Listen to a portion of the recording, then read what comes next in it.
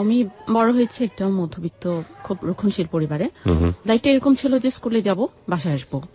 এর বাইরে কিছু ছিল না, কোনো বন্ধু বান্ধবী এলাও ছিল না, কোনো বান্ধবীর বাড়িতে যাওয়া যাবে না।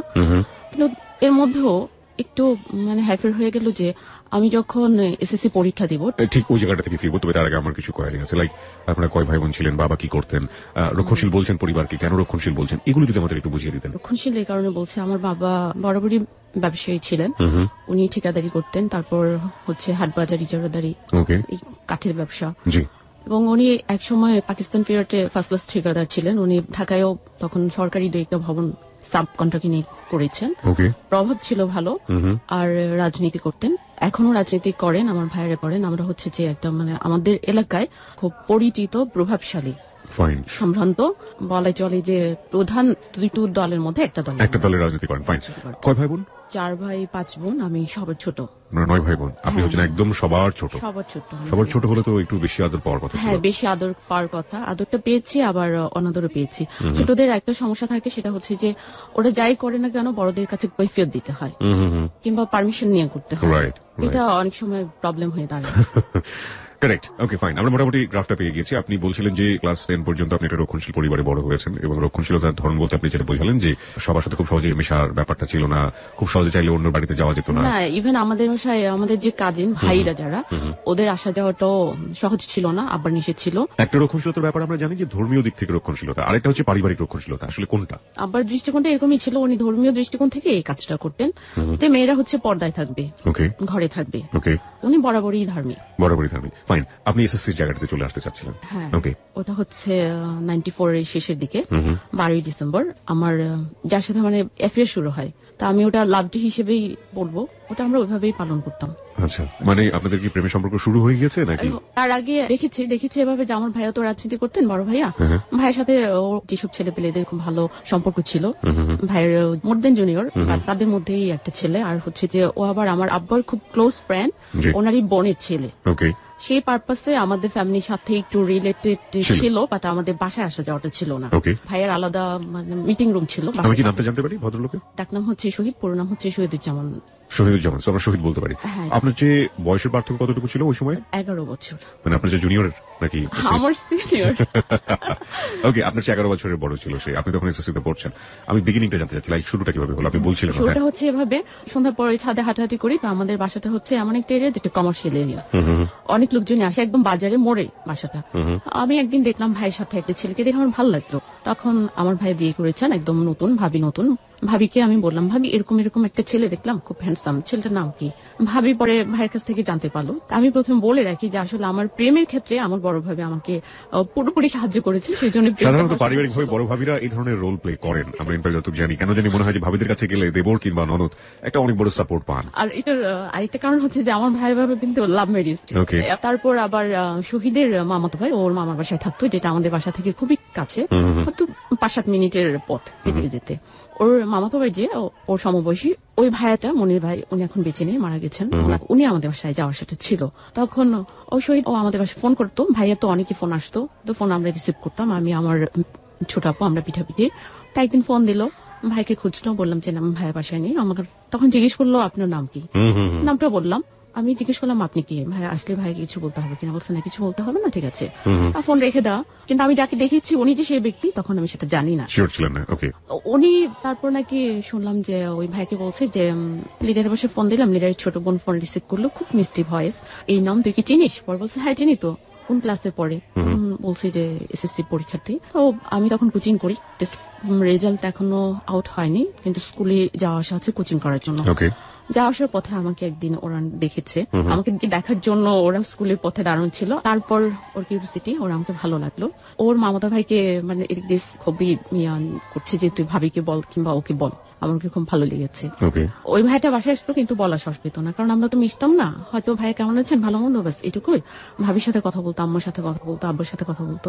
মনির ভাইয়া বড় ভাবিকে বলছে, বড় ভাবি তো আমার কাছ থেকে তো উইকনেসটা টের পেয়েছেন, তো ভাবি গল্প করে করে নামটা বললো। তারপরে একদিন কিভাবে ওই ডিসেম্বরের 12 তারিখ সন্ধ্যার পর ফোন আসলো। ভাবি বললো যে তোমার ফোন আসছে, কথা বললো। ভাবি তখনও বলেন যে কে। আমি কথা বলতে বলতে পরে দেখলাম যে আচ্ছা উনি, যাকে আমি দেখেছিলাম, যার সম্পর্কে আমার কৌতূহলটা জন্মেছিল, জানতে চেয়েছিলাম, এসে ভদ্রলোক। হ্যাঁ, তখন কথা বললাম, অনেকখানি কথা বললাম। তারপর প্রতিদিনই কথা বলা, এই তো ফোনে কথা বললাম। শুরু হলো প্রেমের শুরু। যেটা প্রেমের শুরু তো এখনই হয়নি, লাইক কথা বলছেন, কিন্তু মনের ভিতরে টং টং করে ঘন্টা বাজছে। যেটা বলে কুসুম কুসুম, তো আগেই দূর থেকে দেখেই তো দুজনের মনে জন্ম হয়ে গেছে।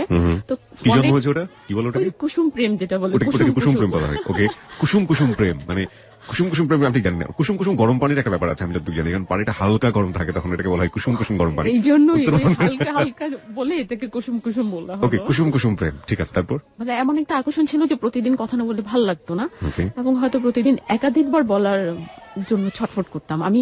এটা মজার বিষয় বলি, সেটা হচ্ছে আমার অনেক ফ্রেন্ড এরকম বলে যে 3টা স্টেজ আছে। একটা হচ্ছে বিগিনিং স্টেজ, একটা হলো ভালোবাসা হয়ে যাওয়ার পরের স্টেজ, আর লাস্ট স্টেজ।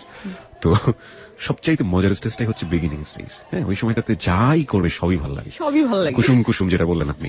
তারপরে হয়ে যাওয়ার পরে, এই তুমি ভাবে খাও কেন, এই তুমি ভাবে চলো কেন, তোমার চুলটা এরকম কেন, এই তুমি সোজা হাঁটতে পারো না, ভুল ধরাধরি ব্যাপারটা শুরু হয়। যখন ধীরে ধীরে ধীরে ধীরে ধীরে ধীরে বাড়তে থাকে, তারপরে সেটা হচ্ছে লাস্ট স্টেজ। আমরা লাস্ট স্টেজ দিকে নাইবা যাই, আমরা আপনার প্রেমের গল্পের দিকে যাই। হ্যাঁ, তারপর 16ই ডিসেম্বর দুপুরবেলা কথা হচ্ছে। আমি স্কুলে কোনো প্রোগ্রামে অ্যাটেন্ড করতাম না, ও আমার খুব অনীহা ছিল। তো ও জিজ্ঞেস করছে তুমি গেলা না আজকে, বেরোলা না? বলছে না, আমি কখনোই বড় আপনারা কি ওয়ার্ড দিয়ে দিয়েছেন এর মধ্যে? ওয়ার্ড আমি দেইনি, ও দিয়ে ফেলছে। ওর ভয়টা লাগলো না যে লিডারের বোনের সাথে প্রেম করছি? না, ওটা আমার সাথে প্রথম দিন কথা বলেই বুঝেছে যে আমার আগ্রহ আছে, আমি সফটলি কথা বলছি। কারণ হচ্ছে যে তখন বয়স যদিও কম ছিল, এরকম ওর বয়সে অনেক ছেলেরাই ট্রাই করতো ফোনে যে পারি কিনা পটাতে। কিন্তু তখন কিন্তু খুব কড়া ভাষায় কথা বলতাম। হয়তো বলতাম হ্যাঁ ভাই তো বাসায় নেই, কিছু বলতে হবে আসলে। কিভাবে বলতেন? এটাই বলতেন? হ্যাঁ, ওকে ঠিক আছে রাখলাম ভাই। যেটা হচ্ছে যে আপনার যে কড়াটা না, ওটা অনেক সফট, এই জন্য জিজ্ঞেস করছিলাম। ওকে ফাইন, রেখে দিতাম, কোনো কিছু বলার সুযোগ দিতাম না, বাট ওনাকে কিন্তু সুযোগটা দিয়েছিলাম। ভালো লাগাটা ছিল, ভালো লাগা ছিল আমার। তার মানে 12 ডিসেম্বরে আপনারা ওয়ার্ড দিয়ে দিলেন, রাইট? 12 ডিসেম্বর ওয়ার্ডটা দেওয়া হয়নি, মানে দেব বলে আর কি কথা। 12 ডিসেম্বরটাই কেন ইম্পর্টেন্ট মনে করছেন? ইম্পর্টেন্ট এই কারণে যে ওই দিনই দুজনেই জানছি যে আমি ওনাকে পছন্দ করি, উনি আমাকে পছন্দ করেন, জেনেই কথা বলা শুরু করেছে। তারপর কথা বলছি 16 ডিসেম্বর, ও বিজয় দিবস। হ্যাঁ, বিজয় দিবস। তো ওদিন বললো বেরোলাম, আমি বরাবরই বের হইনি। আর তখন আমার একটা এক্সিডেন্ট, ছোটখাটো এক্সিডেন্ট হচ্ছে, পা পড়ে গেছিল, হাঁটতে পারছিলাম না, সো আমার রেস্ট্রিক্ট থাকতে হচ্ছে। ওর লাইফের একটা কথা বললো, ওর ফার্স্ট লাভ ছিল যে মেয়েটা, সেই স্টোরিটা আমাকে বললো যে তুমি শুনলে হয়তো কষ্ট পাবা, কিন্তু আমি মোটেও কষ্ট পাইনি, কারণ আমি আগেই জানতাম। শুনেই আমি ওকে পছন্দ করতে শুরু করেছি। মানে শুনেই পছন্দ করতে শুরু করেছি? হ্যাঁ, শুনেই আমি পছন্দ করতে শুরু করেছি। কি ছিল স্টোরিটা, একদম খুব সংক্ষিপ্ত করে দিতে বলুন। সংক্ষিপ্ত হচ্ছে যে ও একটা মেয়েকে পছন্দ করতো, আমাদের এক টিচারের মেয়েকে। মেয়েটাও তাকে পছন্দ করতো। যখন প্রেমটা প্রথম পর্যায়ে, তারপর ওই সময় মেয়েটা এসএসসি পাশ করে লালমাটিয়া কলেজে এসে ভর্তি হয়। যখন ঢাকায় চলে আসার পর ওকে আর চান্স দিচ্ছিল না। ও অনেকদিন মেয়েটার পিছনে ঘুরেছে, কিন্তু ঢাকায় এসে মেয়েটা নতুন করে ঢাকায় অন্য ছেলের সাথে প্রেম করা শুরু করেছে। ও এসে লালমাটিয়া কলেজের সামনে দাঁড়িয়ে থাকতো, কখন কলেজে ঢুকবে, কখন বের হবে, কথা বলতে চাইতো, কিন্তু ওকে অ্যাভয়েড করতো। ওর কষ্টের কথাগুলো শেয়ার করেছে। মাঝখানে সে চুপচাপ ছিল, আর কাউকে নিয়ে ভাবতো না। আমাকে দেখে নাকি ওর ভালো লাগছে। আর এটাও সে টের পেয়েছিল যে তার সমবয়সী আরো 2-1 ট্রাই করছে, কিন্তু কেউ কোনোদিন ধারে কাছে পৌঁছাবে কি, মানে ফোনে এই যে কাট কথার বাইরে কোনো ভালো কোনো কথাই শুনতে পারে না। মোটামুটি আমি একটা গ্রাফ পেয়ে গেলাম যে ভালোবাসার জায়গাটাতে একটা অদ্ভুত রকমের একটা ফিলিংস দুজনেরই কাজ করছে। তারপরে আপনি আসছিলেন বোধহয় কোনো একটা স্কুলের জায়গাটাতে বা কোনো একটা কিছু? হ্যাঁ, স্কুলের জায়গাটাতে, যেটা হচ্ছে তারপর আমার এসএসসি পরীক্ষা শুরু হলো, পরীক্ষা দিলাম। আমাদের কথা হতো ফোনে, আর সেটা সুযোগ ছিল যে ফোন আসলে ভাবি রিসিভ করতো, ভাবির হাতে পড়লে, কেউ আশেপাশে না থাকলে তাহলে আমাকে ডেকে দিত।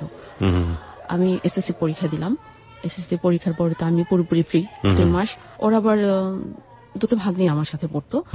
আরেকটা সুযোগ হয়ে গেল যে চিঠি আদান প্রদানের সুযোগটা হয়ে গেল ভাগ্নিদের দিয়ে। ছিল আমার বান্ধবী, বাসাও পাশাপাশি। ও খুব চিঠি লিখতো, ডায়েরি লিখতে পছন্দ করতো। হ্যাপি নিউ ইয়ারের আমি ওকে ফার্স্ট গিফট করি, যেটা হচ্ছে গোলাপ আর একটা কলম, ডায়েরি। আর ও আমাকে একটা খুব সুন্দর ভিউ কার্ড গিফট করে। হচ্ছে আমাদের প্রথম মানে গিফট দেয়া নেওয়া যেটা। আর সে ওই ডায়েরিটা মেনটেন করতো। আমি বলেছিলাম ডায়েরিটা তোমার লেখা হলে পরে আমাকে দিও, আমি পড়ে আবার ফেরত দিয়ে দিব।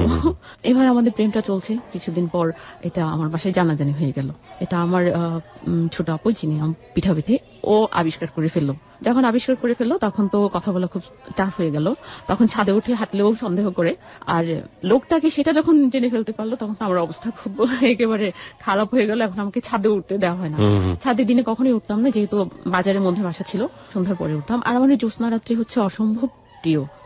যখন জ্যোৎস্না ফুটফুটি জ্যোৎস্না থাকতো কিংবা পূর্ণিমা রাত, আমি দোয়া করতাম আল্লাহ এখনই লোডশেডিংটা শুরু হয়ে যেত, তাহলে আমি বলতে পারতাম যে বিদ্যুৎ নেই, এখন পড়বো না, ছাদে যাবো। ছাদে হাঁটতাম, এই তো দেখতে হলে এইটুকু কম করে আমাদের চলতে গেল। এখানে আমি কথা বলি 3 মাস পর যখন আমার এসএসসি রেজাল্ট বেরোলো, আমার রেজাল্ট কি হবে সেটা আমি নিশ্চিতই ছিলাম। বরাবরই হয়, পরীক্ষা দিয়ে আমি যত নাম্বার পাবো বলি যে সাবজেক্টে ঠিক ততই পাই, বরং তার চেয়ে 2 নাম্বার বেশি পাই, কম কখনো হয় না। কিন্তু এখানে অপ্রত্যাশিত একটা দুর্ঘটনা, যেটা বলা চলে আমার জীবনের প্রথম ব্যর্থতা, এবং এটা আজও আমি ভুলতে পারি না এবং আমি ওটাকে এখনো মেনে নিতে পারি না। সেটা হচ্ছে যে আমি এসএসসি পরীক্ষায় ফেল করেছি। ছোট আপুর আমার রোল নিয়ে স্কুলে গেছে দেখার জন্য, খুঁজে পায়নি, অন্য আরেকটা ভাইয়াকে দিছে, কেউ খুঁজে পায়নি। চলে আসার পর বাসায় এসে যখন এই কথা বলছে, আমি তো অবাক, এটা তো হতেই পারে না, ইম্পসিবল। তারপর আবার এটা নিয়ে ঘাটাঘাটি করে, হ্যাঁ আমি ফেল, অথচ আমার চেয়ে অনেক খারাপ খারাপ স্টুডেন্টরা পাশ করে যাচ্ছে। আর সেদিন শহীদ খুব তাড়াতাড়ি, সেও খুব আশায় ছিল, এবং ওর বন্ধুরা যারা আমাদের সম্পর্কটা জানতো সবাইকে বলছিল যে লিজা যদি জাস্ট ফার্স্ট ডিভিশন পেলেই আমি তোরা যত খেতে পারিস আমি খাও। ও এরকম একটা আনন্দ নিয়ে, আশা নিয়ে রেজাল্ট শিট হাতে পেয়ে দেখলো যে ওর ভাগ্নির আমার চেয়ে স্টুডেন্ট ভালো ছিল না, বলা চলে কোন রকমের পাশ করার মতো ছিল। যদি আমাদের সময়টা খুব ইজিলি ছিল, যে তখন হচ্ছে টাস্ক ফোর্স, 500 অবজেক্টিভ ছিল, 500 দেওয়া থেকেই 50 নম্বর আসতো, এবং যেটা ছিল হচ্ছে রিটেন, যেটা একটাতে পাস করলেই হবে, তাই তো? হ্যাঁ, একটাতে পাস করলেই হবে। The most easiest exam ever in Bangladesh. হ্যাঁ, যেখানে দেখা গেছে যে অবজেক্টিভ যদি 50 পেয়ে যায়, রিটেনে যদি 0 পায় তারপরও পাস। রাইট। তবে অঙ্কে তো আর অবজেক্টিভটা ছিল না, অঙ্কে আমি ফেল করেছি, মানে সাধারণ গণিত যেটা। আমি গণিতে অনেক ভালো ছিলাম না, তবে অনেক পচাও ছিলাম না। কিন্তু অঙ্ক তো বোঝা যায়, লাইক আপনি যখন করে আসবেন অঙ্কটা। আমি তো কারেক্ট পরীক্ষা প্রশ্ন হাতে পেয়ে দেখলাম যে না, মোটামুটি ভালোই হয়েছে। তো আপনি বাইরে এসে শিওর ছিলেন কত? বাইরে এসে আমি শিওর ছিলাম যে আমি 52-53 এরকম। তো আপনার 33 তে পাস, তাই তো? হ্যাঁ, 33 তে পাস। রেজাল্টটা উল্টো হলো, কিন্তু তখন আমি বিশ্বাস করিনি। আমি ভেঙে পড়ার চেয়ে অবাক হচ্ছিলাম বেশি। How it happen, right? হ্যাঁ, তো এটা আমার মেজো ভাই আবার বলছে, আমার আবার এসএসসি পরীক্ষা চলাকালীন আমার দাদু মারা যান। ইসলাম শিক্ষা পরীক্ষার আগের রাতে দাদু মারা যায়। আমি ইসলাম শিক্ষা পরীক্ষা দিয়ে গিয়ে দাদুকে আমি এক নজর দেখার পর লাশ নিয়ে গেছে কবরদাহের জন্য। তো মেজো ভাই ভাবলো যে ওই পরীক্ষাটা খারাপ হলো কিনা। আমি বলছি ভাই ওটা ইসলাম শিক্ষা, ওটা তো লেটার মার্কস থাকবে, ফেল করার তো প্রশ্নই ওঠে না। তারপরেও বিশ্বাস করে না, সবাই ছুটি করছে আবার রেজাল্ট শিট নিয়ে। একই কথা, যে পরে দেখালো ফেল, আর যখন মার্কশিট হলো আমি অঙ্কে ফিল করলাম। কত পেয়েছিলেন অঙ্কে? অঙ্কে আমি পেয়েছি 24। তখন আমরা ক্যালকুলেশন করতেছি, আচ্ছা ব্যাপারটা কিরকম হলো, যে 42 পেয়েছি, 42 উল্টে 24 হয়ে গেল কিনা। আমি তো কান্নাকাটি শুরু করে দিছি, না ভাইয়া আমি চ্যালেঞ্জ করব। তখন আমার ছোট ভাইয়া রি এক্সামের জন্য অ্যাপ্লিকেশন করার জন্য যে ফর্মটা, সেই ফর্মটা কিনে নিয়ে গেলেন, পূরণ করে সবকিছু করে প্রসেস করে আমি রি এক্সামের জন্য অ্যাপ্লাই করলাম। আসলে ওটা হয়নি। আমি অনেক দিন পর 96 আবার এসএসসি পরীক্ষার জন্য, যখন হচ্ছে যে টেস্টের রেজাল্ট আউট হয়ে গেছে, এখন যারা পাশ করেছে তারা ফর্ম ফিল আপ করতে পারবে, ওই মুহূর্তে চিঠিটা রিপ্লাই হয়েছে, উত্তর গেল যে আপনার খাতা পুনর্নিরীক্ষণ করা হয়েছে, প্রাপ্ত নম্বর এতই, 24। সেই যে আমি 24 রয়ে গেলাম, আমার জীবনে একটা বড় একটা ঝড় আসলো। আমি পরে বললাম যে আমি আর পরীক্ষাই দেবো না, পড়াশোনাই করবো না, একদম গো ধরে গেছি, কারণ আমার মনই বসছিল না। তারপর আমাকে বাসা থেকে সবাই বলছে যে না, কোনো সমস্যা নেই, একবার খারাপ হলে কি মানুষ নেক্সট বার ভালো করে। স্কুলের স্যাররাও আমাকে একই কথা বলছেন, কিন্তু আমি কোনোভাবে মেনে নিতে পারছি না। পড়তে বসলে আমার একই কথা মনে পড়ে যে কেন। আর আমি এখন স্কুলে যাই, আমি স্কুলে যেতে নেমে দেখি যে আমার বন্ধুরা কলেজে যায়, আমার বাসা ক্রস করে, আমার খুবই লজ্জা লাগে। রাইট। আমি আপনার সাথে একটু শেয়ার করি আজকের জীবনের গল্পটা না, মানে যত বেশি শুনছি তত বেশি নিজের কথা শেয়ার করতে ইচ্ছে করছে। আমি যখন অনার্সে পড়ি, আমার সেকেন্ড ইয়ারে এরকম একটা রেজাল্ট খারাপ হলো। হ্যাঁ, এবং আমি অনার্সে ফার্স্ট ইয়ারে পড়ার সময় যেরকম মার্কস পেয়েছিলাম, তাতে আমার মনের ভিতরে একটা স্বপ্ন তৈরি হয়েছিল, যেভাবে হোক আমাকে ঢাকা ইউনিভার্সিটি থেকে ফার্স্ট ক্লাস পেতে হবে। ওকে, সেকেন্ড ইয়ারে এসে আমি এত খারাপ রেজাল্ট পেলাম যে ওটাতে আর মোটামুটি 2 ইয়ার বাকি আছে, সারা বছর পরেও কাভার কোনো সম্ভব ছিল না। এবং মজার বিষয় হচ্ছে যে এই যে এত খারাপ মার্কস, সেই খারাপ মার্কসের পেছনে আমার কোনো হাত ছিল না, ছিল টিচারের একটা ভুল। এবং এই ভুলটা রিকভার করতে গিয়ে আমাকে পুরো 2 বছর লেগেছে।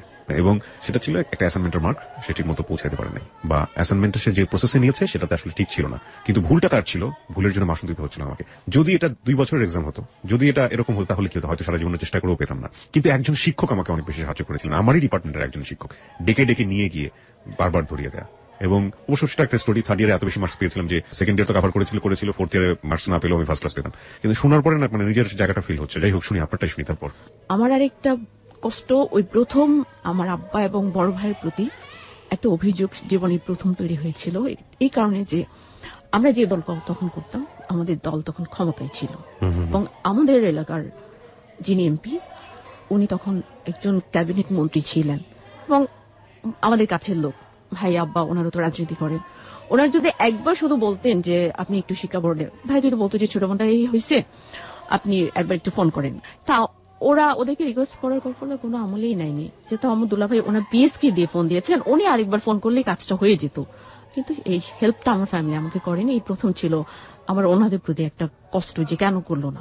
যাই হোক, আপনি যেটা বলছিলেন যে আপনি লম্বা একটা ব্রেক অফ স্টাডিজ এর দিকে এগোচ্ছিলেন বা এরকম একটা মনোভাব তৈরি হচ্ছিল, তারপর আসলে আমি পরে পরীক্ষা দিলাম না। তারপরেও আমি এভাবেই না, আমি পড়াশোনাই করবো না। আমি কেন জানি অনেক বেশি ভেঙে পড়েছি, যদিও সবাই আমাকে উৎসাহ দিচ্ছিল। আমি নতুন করে রেজিস্ট্রেশন করে তারপরে আবার পড়াশোনা শুরু করেছি। আমি ক্ষেত্রে বলি, শহীদের সাথে তখন আমার সম্পর্কটা হচ্ছে বাসায় জানাজানি হয়ে যাওয়ার কারণে যোগাযোগটা ইরেগুলার হয়ে গেছে। ও বাইরে যাওয়ার জন্য চেষ্টা করছিল, ওর হচ্ছিল যে ভালো কোনো কান্ট্রিতে সেটেল হওয়ার জন্য। এদিকে ওর অস্ট্রেলিয়ার ভিসা হয়ে গেছে। তখন আমার বাসা থেকে খুব তোড়জোড় শুরু করলো। শহীদকে কেউ পছন্দ করতো না, ওদের বাড়ি গ্রামে ছিল, কিন্তু ফ্যামিলি ব্যাকগ্রাউন্ড ভালো ছিল। কিন্তু ওর অনেকগুলো বোন ছিল আর ও একটা ভাই। তো আমার আম্মাও পছন্দ করতো না যে এতগুলো বোনের একটা ভাই ওই ফ্যামিলিতে আমার ছোট মেয়েকে দিলে ওখানে খুব ঝামেলায় থাকবে, খুব ডিস্টার্ব করবে বোনরা। আর আমার ভাইরাও কেউ কেউ পছন্দ করতো না, শুধু বড় ভাই ওকে খুব স্নেহ করতো। ও তখন চেয়েছিল যে আমরা নিজেরা বিয়ে করে ফেলি। ও আমাকে এই ধরনের প্রপোজ করেছে। হ্যাঁ, ফেল করার পরে ও আমার পাশে আছে। ও কিন্তু এই জন্য কখনো ইয়ে করেনি এবং আমাকে বলছে যে নতুন করে তুমি পড়াশোনা করো, পরীক্ষা দাও। তো বাসা থেকে একটু অবহেলা পাচ্ছিলাম, মানে আব্বার একটু অন্যরকম অবহেলা ছিল। আব্বা কেন জানি মেয়েদের প্রতি ওনার কি হবে, মেয়েরা এত পড়াশোনা করি কি হবে। উনি ছেলেদের বেলায় এরকম ছিলেন, জাস্ট গ্রাজুয়েশন করলো বিজনেস করবে। আমি তো আমার ছেলেদের দিয়ে চাকরি করাবো না, নিজেও কখনো করিনি। ঠিক আছে থাক এখানে এরকম। তারপরে শহীদ আমাকে নিয়ে যেতে চাইলো, আমরা নিজেরা বিয়ে করে ফেলবো। আমি রাজি হইনি। আমি বলছি যে না, দেখো আমার এখনো বিয়ের আইনি বয়সটাই হয়নি আর আমার ইমিডিয়েট বড় বোন রয়ে গেছে। ও ভয় পেত যে আমার ফ্যামিলি যদি রাজি না হয়। তখন ওকে বলতাম যে আমার ফ্যামিলিকে রাজি করানোর দায়িত্ব আমার, তুমি শুধু প্রস্তাব পাঠিও। তারপর ও কেন ভয় পেত আমি বুঝতে পারতাম না। তার কারণও ছিল আমার দুই ভাইয়া ওর সাথে ভালো বিহেভ করতো না। দুই আপু মাঝে মধ্যে ফোনে ওরে একদিন মানে একটু অপমানজনক কথাবার্তা বলেছে, সেই জন্য সে কষ্ট পেয়েছে। আর ও তখন তেমন কিছু করতো না, বিজনেস করতো। বিয়ে দেওয়ার মতো ওরকম স্টাবলিশড ছিল না। তো আমার তো ছিল যে আমি তো এখন বিয়ে করছি না, ওরও সময় দেরি আছে, অতদিনে তো স্টাবলিশড হয়ে যাবে। তারপরে না হলো না, আমি ওকে বিয়ে করলাম না, পালিয়ে গিয়ে। ও তখন বলতে শুরু করলো যে আমি নাকি ওকে আসলে অতটা ভালোবাসি না, ও আমাকে যতটা ভালোবাসে, আর সেই জন্যই আমি রাজি হচ্ছি না, ওকে আমি মূল্যায়ন করছি না। ওই আমাকে ভুল বুঝতে শুরু করলো। কিন্তু আমি ওকে বোঝাতে পারতাম না, কারণ বোঝানো সম্ভব ছিল না যে আমরা অনেকটা সময় ধরে কথা বলতে পারতাম না, আর দেখা তো কখনোই হতো না সামনাসামনি। বাসায় খুব চাপের মধ্যে থাকি, ফোনে কথা বলতে পারি না, চিঠিও লেখা হয় না। তাহলে আমি বোঝাবো কি করে? এই দূর থেকে একটা ভুল বোঝাবুঝি শুরু হয়ে গেল। তারপর 98 আমার জন্য বিয়ের প্রস্তাব নিল আমার চাচি। আমার ফ্যামিলি থেকে ওরা সবাই দেখে দেখে পছন্দ, উত্তরায় ছেলেদের বাড়িটারে আমাকে বিয়ে দিয়ে দিবে। কিন্তু আমি তখন ওর সাথে যোগাযোগ করার চেষ্টা করছি, আমার তো জানাতে হবে ব্যাপারটা ওকে। আর আমি বিয়ে করব না, কেন বিয়ে করব? বড় বোন আছে। আমি এমনকি অপরাধ করে ফেললাম, এই প্রেমকে এত বড় অপরাধ। মানে বড় বোনকে রেখে আমাকে বিয়ে দিবে। আর এটার পিছনে কারণ ছিল যে আমার কারোর সাথে প্রেম। এই জন্যই আমার ছোট ভাই খুব ক্রেজি হয়ে গেলেন। তখন আমি ভাবিকে রিকোয়েস্ট করলাম, ভাবি যে কোনো ভাবে আমার ওর সাথে যোগাযোগ করতে হবে, ওকে জানাও ব্যাপারটা। আমার সুযোগ হলো ওর সাথে কথা বলার, ফোনে কথা বলছি, কথা বলে এরকম আমার তো বিয়ে ঠিক হয়ে গেছে বলা চলে। ছেলে পক্ষ এসে দেখে গেছে, আমাকে সরাসরি দেখেনি, আমার ছবি দেখে ওরা পছন্দ করেছে, ওরা ডেট দিতে বলছে। ও তখন হেলাফেলাই নিচ্ছে। আমি বলছি হেলাফেলা কিছু না, বিসিএস। তখন সে আমাকে বললো যে কেন তোমার ফ্যামিলি সিরিয়াল ব্রেক করছে? যদি সিরিয়াল মেনটেন করতো আর আমি আর 5-7 মাস সময় পেতাম, তাহলে হয়তো আমি একটা কিছু করতে পারতাম, কারণ আমার ভিসা হয়ে যাবে সম্ভাবনা আছে। আর ভিসাটা হয়ে গেলে আমি বিয়ের প্রস্তাব পাঠাবো, তোমাকে কাবিন করে যেটা রেখে যাব, এরকম আমার চিন্তা। তখন আমি বললাম ঠিক আছে যাও, 5 মাস না, তোমাকে আমি আরো বেশি সময় দিলাম, বিয়ে আমি ঠেকাবো, এটা আমার দায়িত্ব। ওকে, আমি একটু থামাচ্ছি আপনাকে, প্রিয় শ্রোতা। বেশ কিছু বিষয় এখানে লক্ষ্য রাখতে হবে। দুটো খুব ইম্পর্টেন্ট পয়েন্ট আমরা কিন্তু পেয়েছি এখন পর্যন্ত। আমার কাছে যেটা মনে হচ্ছে, একটা হচ্ছে ওর ব্রেক অফ স্টাডিজ, যেটাকে ও বলছে যে আমার ভাগ্য আমাকে খারাপ ভাবে নিল এবং তারপরে আমি আর উঠে দাঁড়াতে পারলাম না। ও কিন্তু ব্রেক অফ স্টাডিজ এর মধ্যে চলে গিয়েছে। ও কিন্তু এসএসসি পরীক্ষা দিচ্ছে না, পরের বছর দেয়নি, তার পরের বছর দেয়নি, এবং এখন পর্যন্ত পড়াশোনার মধ্যে আসেনি। এক। 2 নম্বর হচ্ছে, যে ছেলেটিকে ও লাভ করে সেই ছেলেটি কিন্তু বিদেশ চলে যেতে চাচ্ছে এবং ওকে বিয়ে করতে চেয়েছিল, কিন্তু ও চাচ্ছে পারিবারিকভাবে বিয়েটা হোক। 2। 3 নম্বর হচ্ছে যে এখানে আরেকটা গুরুত্বপূর্ণ বিষয়, সেটা হচ্ছে ওর কিন্তু বিয়ে ঠিক হয়ে গেছে ফ্যামিলি থেকে, সেটাকে এই ছেলেটার জন্য ও ঠেকিয়ে দেওয়ার চেষ্টা করছে। এখন পর্যন্ত এই 3টা পয়েন্ট খুবই খুবই গুরুত্বপূর্ণ। আমরা বলতে পারি যে এটা হচ্ছে চুম্বক পয়েন্ট এই গল্পগুলোর জন্য, যেগুলো পরবর্তী ক্ষেত্রে গল্পের এন্ডিং এ এসে অনেক বেশি কাজে লাগবে। সুতরাং এই বিষয়গুলোকে একটু লক্ষ্য রাখবেন। আর যারা মন্তব্য করছেন ফেসবুকে, তাদেরকে আমি বলবো সচেতনভাবে মন্তব্য করতে, এই কারণে যে একজন মানুষ যখন জীবনের গল্প এখানে বলতে আসে, সেই মানুষটি জীবনের সমস্ত জীবনটা নিয়ে লাখ লাখ মানুষের কাছে আসে। সুতরাং আমাদের জায়গাটা থেকে আমরা পছন্দ করি আর না করি, তার প্রতি মিনিমাম শ্রদ্ধাবোধটুকু আমাদের সবার থাকা উচিত। এবং আমরা মনে করি আমাদের হ্যালো 920 শ্রোতা যারা আছেন তারা সবাই এই বিষয়টি বোঝেন। সুতরাং আমরা যারা কমেন্টস করবো ওখানে, তারা প্লিজ এই বিষয়টি মেনটেন করবেন। এবং একই সাথে একটা বিষয় একটু লক্ষ্য রাখবেন, কোন ফিমেল লিসনার বা কোন ফিমেল বন্ধু যদি ওখানে কমেন্টস করে, তার কমেন্টসের এগেইনস্টে যদি কোনো ধরনের বাজে কমেন্টস ওখানে পড়ে, বা তাকে নিয়ে যদি কোনো ধরনের আজে বাজে কমেন্টস এখানে পড়া হয়, তাহলে সেই আইডিকে সারা জীবনের জন্য হ্যালো 920 ফ্যান পেজ থেকে ব্যান করে দেওয়া হবে। এই যে রুলস এন্ড রেগুলেশন গুলো, এগুলো প্লিজ একটু মাথায় রাখবেন। ওকে, যাই আপনার কাছে। তারপর আমি ওকে ভরসা দিলাম, হ্যাঁ আমি আমার কাজ করেছি, আমি বিয়ে বন্ধ করেছি। আর ছোট ভাই আমার কাছে মতামত চেয়েছে ছেলের ছবি দেখে। আমি বললাম যে আমার পছন্দ হয়নি। ভাইয়া বলছে যে তোর যা যা আসে মনে সব খুলে বলবি, কারণ তোর পছন্দ না হলে জোর করে সেটা হবে না। ও ছেলেটা বিজনেস করতো, ইম্পোর্ট এক্সপোর্টের বিজনেস ছিল, আর ফ্যামিলি ব্যাকগ্রাউন্ড ভালো ছিল, উত্তরার স্থানীয়, ওদের মানে বাড়ি গাড়ি এভরিথিং তখনই। তো সেই ক্ষেত্রে একটা আনএস্টাবলিশড ছেলের প্রতি কোন ফ্যামিলি ইয়ে করবে না, খুব স্বাভাবিক। এই ফ্যামিলিতে যদি আমার এখন বিয়ে হয়, আমার আর কোনোদিন পড়াশোনা করা হবে না। ওদেরও চিন্তাধারা এরকম যে দরকার নেই, আমাদের খুব হাইলি এডুকেটেড মেয়ে দরকার নেই। না ফাইন, এখানে আমার কিছু গুরুত্বপূর্ণ কিছু কোশ্চেন আছে। একটা হচ্ছে আপনি নিজেও যাচ্ছেন না পড়াশোনা করতে। না, আমি নিজে চাচ্ছি না, হচ্ছে আমার ভেতরটা এমন হচ্ছে যে আমি আবার শুরু করব, কিন্তু আমি জোর পাচ্ছি না। আর শহীদ সবসময় আমাকে একজন উৎসাহিত করতো পরীক্ষা দাও, কারণ ওর ফ্যামিলিতে ও একদম এসএসসি পাশও না, এসএসসি ফেল একটা মেয়ে, ও কি করে বলে বিয়ের কথা। এটা ছিল একটা প্রেস্টিজের ব্যাপার। আমার তো ড্রিম অনেক কিছু ছিল, আমি তো এভাবে হতে পারে না। মানে আমি যতটুকু বুঝি লিজা, এটা হচ্ছে যে আপনি পড়াশোনা করবেন না এটা আপনি মেনে নিতে পারতেন না, কিন্তু আপনি উঠে যে দাঁড়াবেন আবার নতুন করে, সেই শক্তিটা পাচ্ছেন না। জোরটা আমি পাচ্ছিলাম। Okay fine. আমি বিয়ে করব না, কারণ আমি কাউকে ভালোবাসি, তাকে আমার সময় দেওয়া উচিত। আর আমার বিয়ের তখন কতদিন বয়স হয়েছে ততদিন প্রেমের? 4 বছর। 4 বছর ধরে পূর্ণ হয়নি এখনো, ডিসেম্বরে পূর্ণ হবে। ওটা ছিল অক্টোবরের ঘটনা, মানে প্রায় 4 বছর হতে যাচ্ছে। ওকে। তখন আমার আম্মাকে একটা কথা বললাম, আম্মা আমি কি খুব বোঝা হয়ে গেছে আপনাদের যে আপনি রেখে আমাকে বিয়ে দিয়ে দিবেন? আমার একটা কথাই এনাফ। আম্মা পরে বলছে যে না, ওর মত নেই, বিয়ে দেওয়ার দরকার নেই। বিয়ে অফ হয়ে গেল। আমার এখানে যেটা বলার আছে, যেটা আমি কষ্ট পাচ্ছি, যে জায়গাটা, যে আমি যাকে ভালোবাসি, যার জন্য আমি আমার ফ্যামিলির এগেইনস্টে দাঁড়ালাম, আমি তখন শুনতে পেলাম যে সে যখন ঢাকায় আসে থাকে, অনেক মেয়ের সাথে প্রেম আছে, ঘুরে বেড়ায়, চাইনিজ খায়, পার্কে যায়। বিদেশ যাওয়ার কথা হলো, আপনি কবে? হ্যাঁ, ও তো বিদেশ যাওয়া তখনও তো যায়নি, ভিসা প্রসেসিং চেষ্টা করতে। আপনি জানলেন কিভাবে এটা? ওর খুব ক্লোজ ফ্রেন্ড, যে আমাকে চাইতো, যে আমাকে খুব পছন্দ করতো, ওই ভাইটা আমাকে খুব স্নেহ করে, সেই ভাইয়া ব্যাপারটা আমাকে জানিয়েছে। যে আপনাকে পছন্দ করে, সে যদি ব্যাপারটা জানায়, সেটার অথেন্টিসিটি নিয়েও তো প্রশ্ন উঠতে পারে, কারণ সে একটা ক্লেম করার চেষ্টা করছে। ক্লেম না, আসলে ক্লেম ছিল না। তারপরে আরেকটা কথা হচ্ছে, তার যে ফার্স্ট লাভ যে মেয়েটা ছিল, সেই মেয়েটা আবার ওর লাইফে ফিরে আসার অনেক চেষ্টা করেছে। যখন জানতে পেরেছে আমার সাথে অ্যাফেয়ার, তখন অনেক চেষ্টা করেছে, অনেকভাবে আমার কাছ থেকে সরিয়ে নেওয়ার, এবং ও ব্যাপারগুলো আমার সাথে শেয়ার করতো। আমি বলতাম যে প্লিজ বাদ দিয়ে দাও, ওকে বলো যে আমি এখন অন্য কাউকে ভালোবাসি, আর ওর সাথে শুধু শুধু ওকে, ও বলতো না আমি প্রতিশোধ নেব, আমি ওকে ঘোরাবো। ও আমাকে অপমান করেছে। ওর সাথে আমি কখনোই খারাপ ব্যবহার করতাম না, আমি ছিলাম কুল টাইপের, ঠান্ডাভাবে বোঝানোর চেষ্টা করতাম। বরাবরই যথেষ্ট ধৈর্য ছিল, আছে। ওকে বলার পর ও আমাকে একটা রিকোয়েস্ট করেছে, এই ব্যাপারে তুমি কিছু বলো না, এটা আমি সিদ্ধান্ত নিব। বললাম ঠিক আছে, কিন্তু আমি একটা মেয়ের জায়গা থেকে বলছি, সে আরেকটা মেয়ে, আমি চাই না ওর কোনো ক্ষতি হোক তোমাকে দিয়ে। ও আমার সাথে কমিটেড যে ও কোনো ক্ষতি করবে না। ঠিক আছে, আমি ওকে থামাতে পারলাম না। এই প্রথম আমি শক্ত হলাম যে আসলে আমার ভালোবাসার জোর মনে হয় কম, নইলে আমাকে যদি সে এতই ভালোবাসে, আর আই লাভ ইউ যে শব্দটা, এটা সে 1000 বার মনে হয় বলে ফেলছে। আর আমার সম্পর্কে, এতদিনের সম্পর্কে আমি একবার মাত্র বলেছি 7 মাসের মাথায়, যেদিন আমি আই লাভ ইউ বলেছি, সেদিন সে ফোন রেখে গিয়ে ওর বন্ধুদের মিষ্টি খেয়েছে।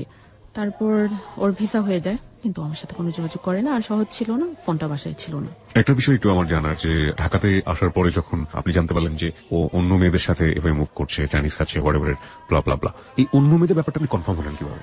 ওর একটা ব্যাপার দেখতাম যে ও আমার সাথে সরাসরি মিথ্যে কথা বলতে পারতো না, যেখানে ও উত্তর দিতে পারবে না এড়িয়ে যেত। আমি জিজ্ঞেস করতাম যে ওই মেয়েটার নাম ছিল সাথী, আগের প্রেমিকা। হ্যাঁ, তো ও স্বীকার করেছে। হ্যাঁ, অন্য কারো ব্যাপারে জিজ্ঞেস করলে ও তো বাদ দাও না এসব, তুমি কি আমাকে বিশ্বাস করো না? আমি তোমাকে বিশ্বাস করি বলি। একদিন জিজ্ঞেস করলাম যে আসলে তোমার সব কবে বন্ধ হবে? ও হাসতে হাসতে বললো যেদিন তোমাকে কাছে নিয়ে আসবো, কাছে পাবো, সেদিন থেকে সব বন্ধ হয়ে যাবে। ওকে, আপনি এগ্রি করলেন কেন? আপনি জানেন যে এইরকম ভাবে মুভমেন্টে যাচ্ছে বা এরকম করছে, তারপর আপনার জায়গা থেকে আপনি কেন ওকে মেনে নিলেন? মেনে নিলাম। ও আমাকে বলতো যে আজকাল প্রেম হলে প্রতি সপ্তাহে একবার দেখা হয়, তুমি এতদিন আমাদের এত বছরের রিলেশনে আমার সাথে কি একবারও দেখা করেছো? আর ওকে জিজ্ঞেস করেছিলাম যে আসলে তুমি কি আমার মনটাকে ভালোবাসো না আমার দেহটাকে ভালোবাসো? এর উত্তরও আমাকে দিয়েছিল যে বৈজ্ঞানিক একটা সংজ্ঞা আছে, ভালোবাসা মানে হচ্ছে দেহ মন দুটোকেই। আমি তখন বললাম যে কিন্তু আমার মানসিকতাটা তো তুমি জানো, আর আমি কেমন পরিবারে আছি সেটাও তুমি জানো।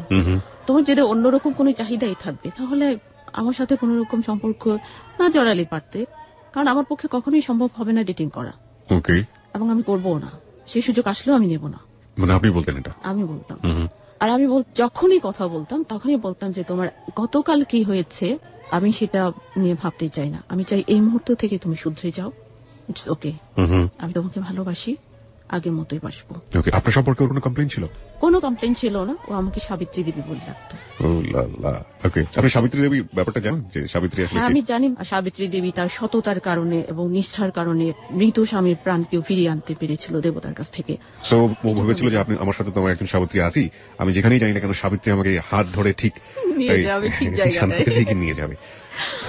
ও হয়তো এভাবেই ভাবতো, ও গর্বও করতো। এটা আমি শুনতাম, ওর বন্ধুরা আমাকে বলতো যে আমাকে নিয়ে ও সবসময় প্রাউড ফিল করতো এবং বলতো যে আমরা কোথাও ডেটিং করি না কিন্তু আমাদের ভালোবাসা পবিত্র। বাবা। তবে সবাই অবাক হতো যে লিজা মেয়েটার মধ্যে কি আছে যে এত বছর ধরে কাছে পাওয়া নেই, কাছ থেকে দেখার সুযোগ নেই, সেই দূর থেকে ছাদে থাকে, রাস্তায় দাঁড়িয়ে দেখা, ব্যালকনিতে দাঁড়ালে একটু দেখা, এরপরও শহীদ লিজাকে এত কেন ভালোবাসে, কি আছে মেয়েটার মধ্যে? ওকে আমিও একবার প্রশ্ন করেছি আসলে কেন তুমি আমাকে এত পছন্দ করে, এত ভালোবাসো? ও বলতো যে তোমার সাথে আমি যখন কথা বলি তখন তো বলি, আর যখন কথা বলি না তখনও তোমার ভয়েসটা আমার কানে বাজে, আমি শুনতে পাই তোমার কথাগুলো, ফিলিংস গুলো বলতে। হ্যাঁ, ফিলিংস গুলো, তোমার ভয়েসটা এত মিষ্টি, আর দূর থেকে দেখো যেটা বলতো যে তোমার চোখগুলো অসম্ভব সুন্দর। আমি শুধু তোমার প্রেমে পড়িনি, তোমার চোখের প্রেমে পড়েছি, তোমার ভয়েসের প্রেমে পড়েছি, তোমার হাসির প্রেমে পড়েছি। আচ্ছা।